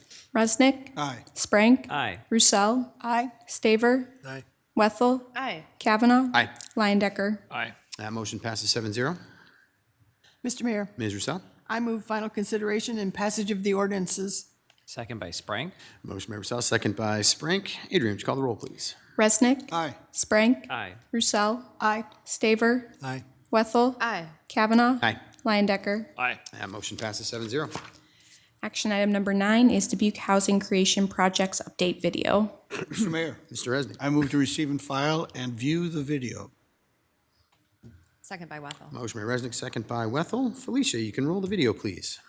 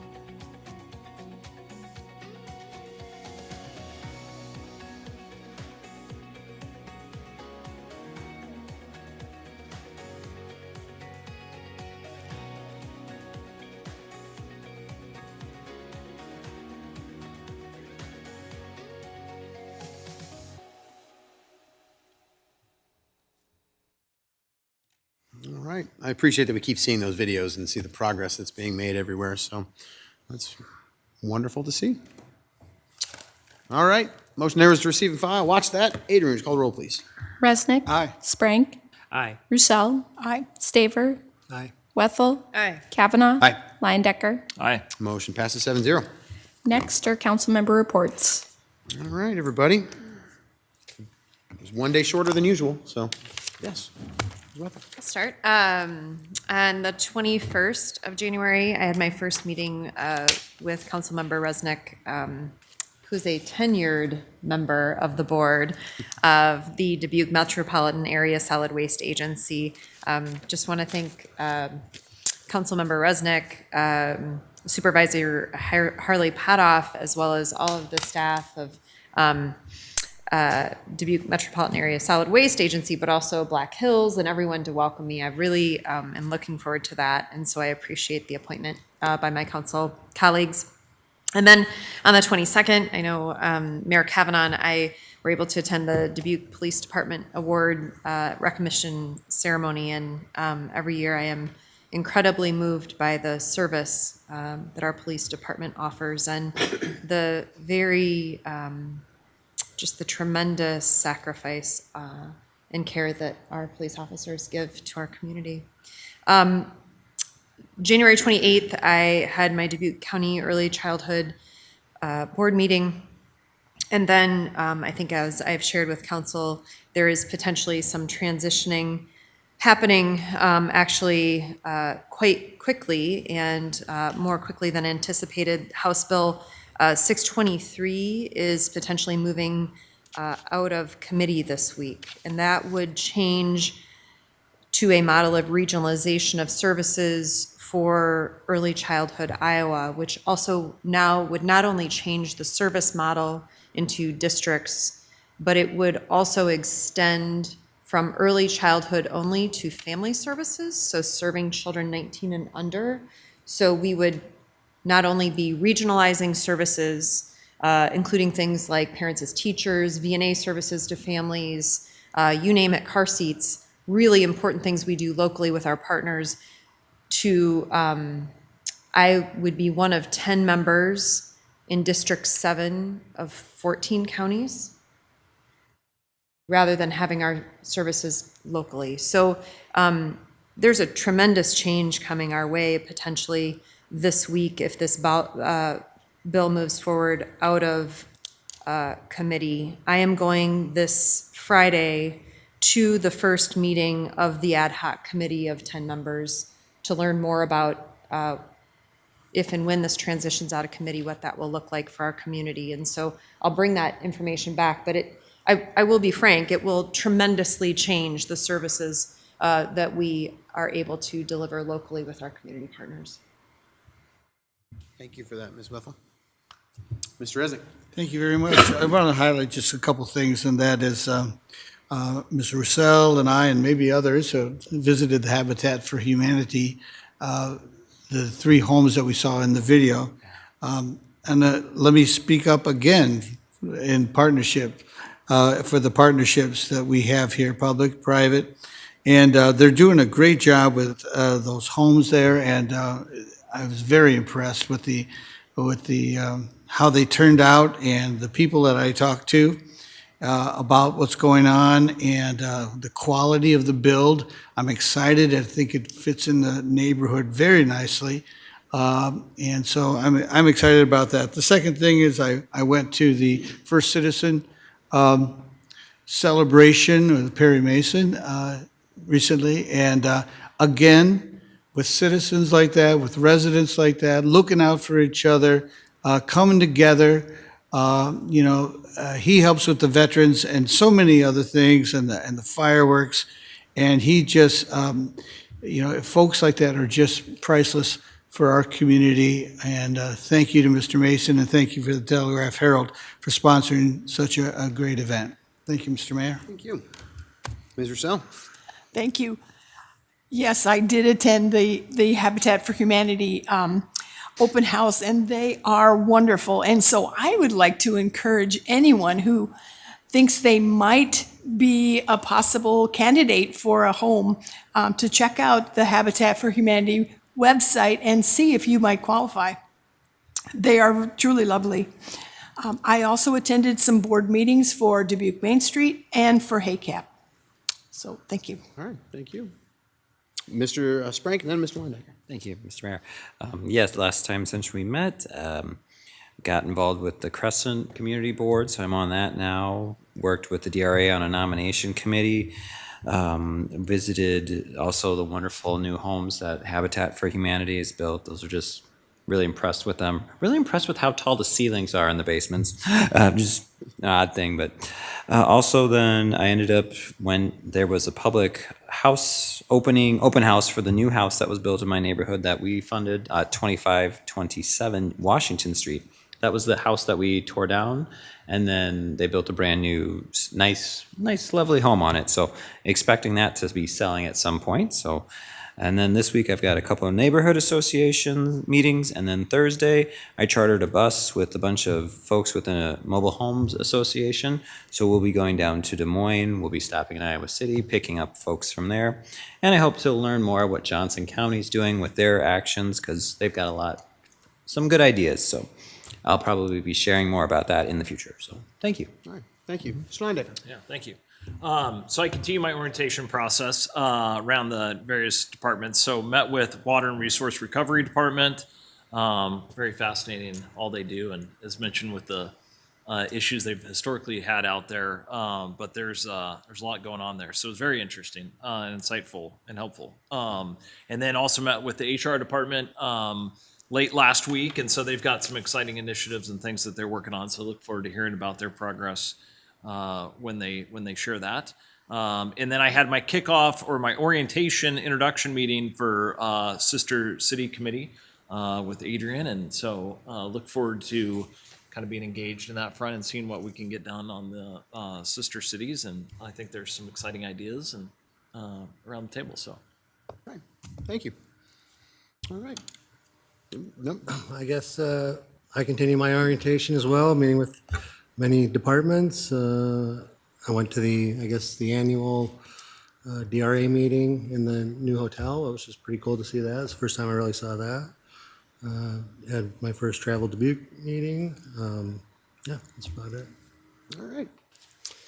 Well, I'll start with the police awards. It was just wonderful to be able to see that and recognize all the officers who do some incredible work on behalf of our community and for our community. So really appreciated the opportunity to be invited to that and be a part of that.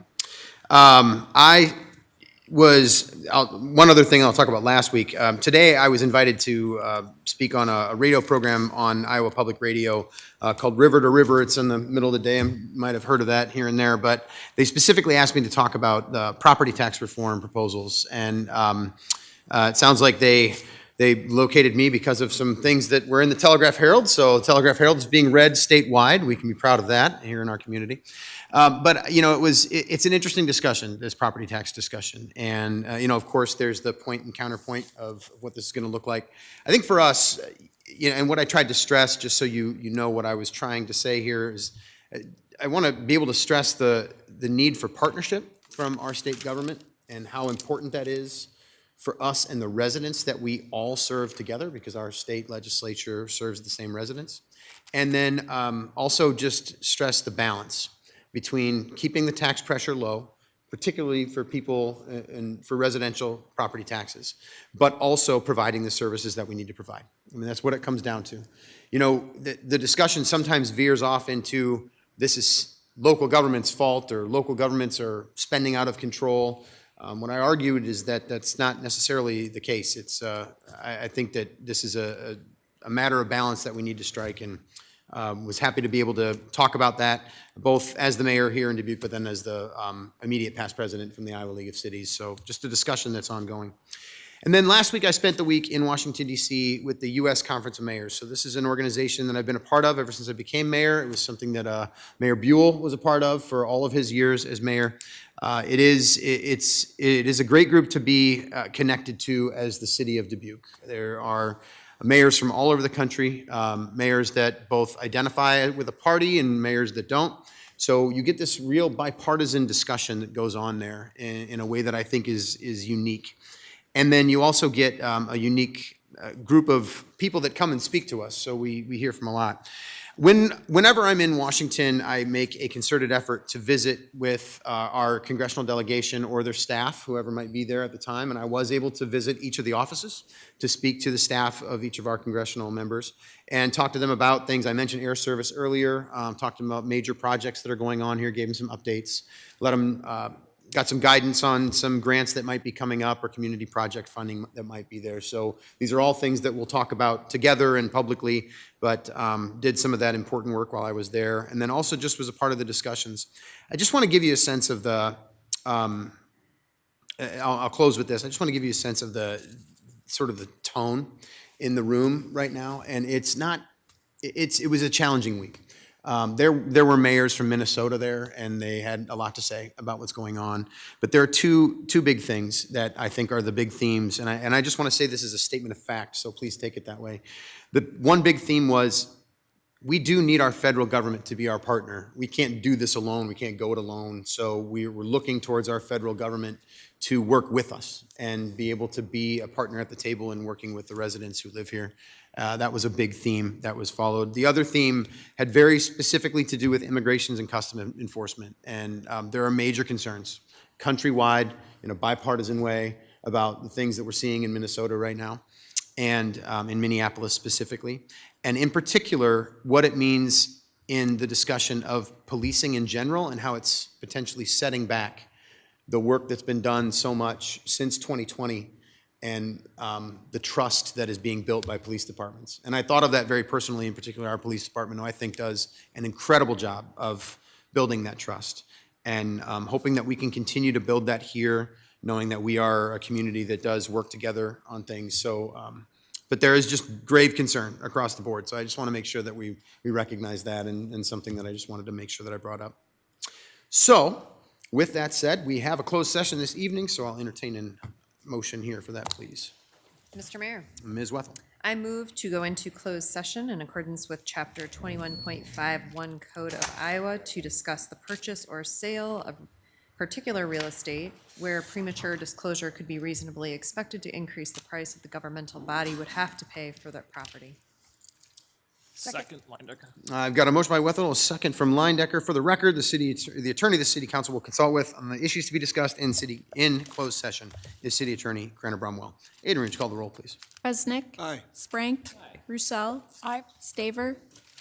Wethel. Aye. Kavanaugh. Aye. Linedecker. Aye. Motion passes 7-0. We are in closed session.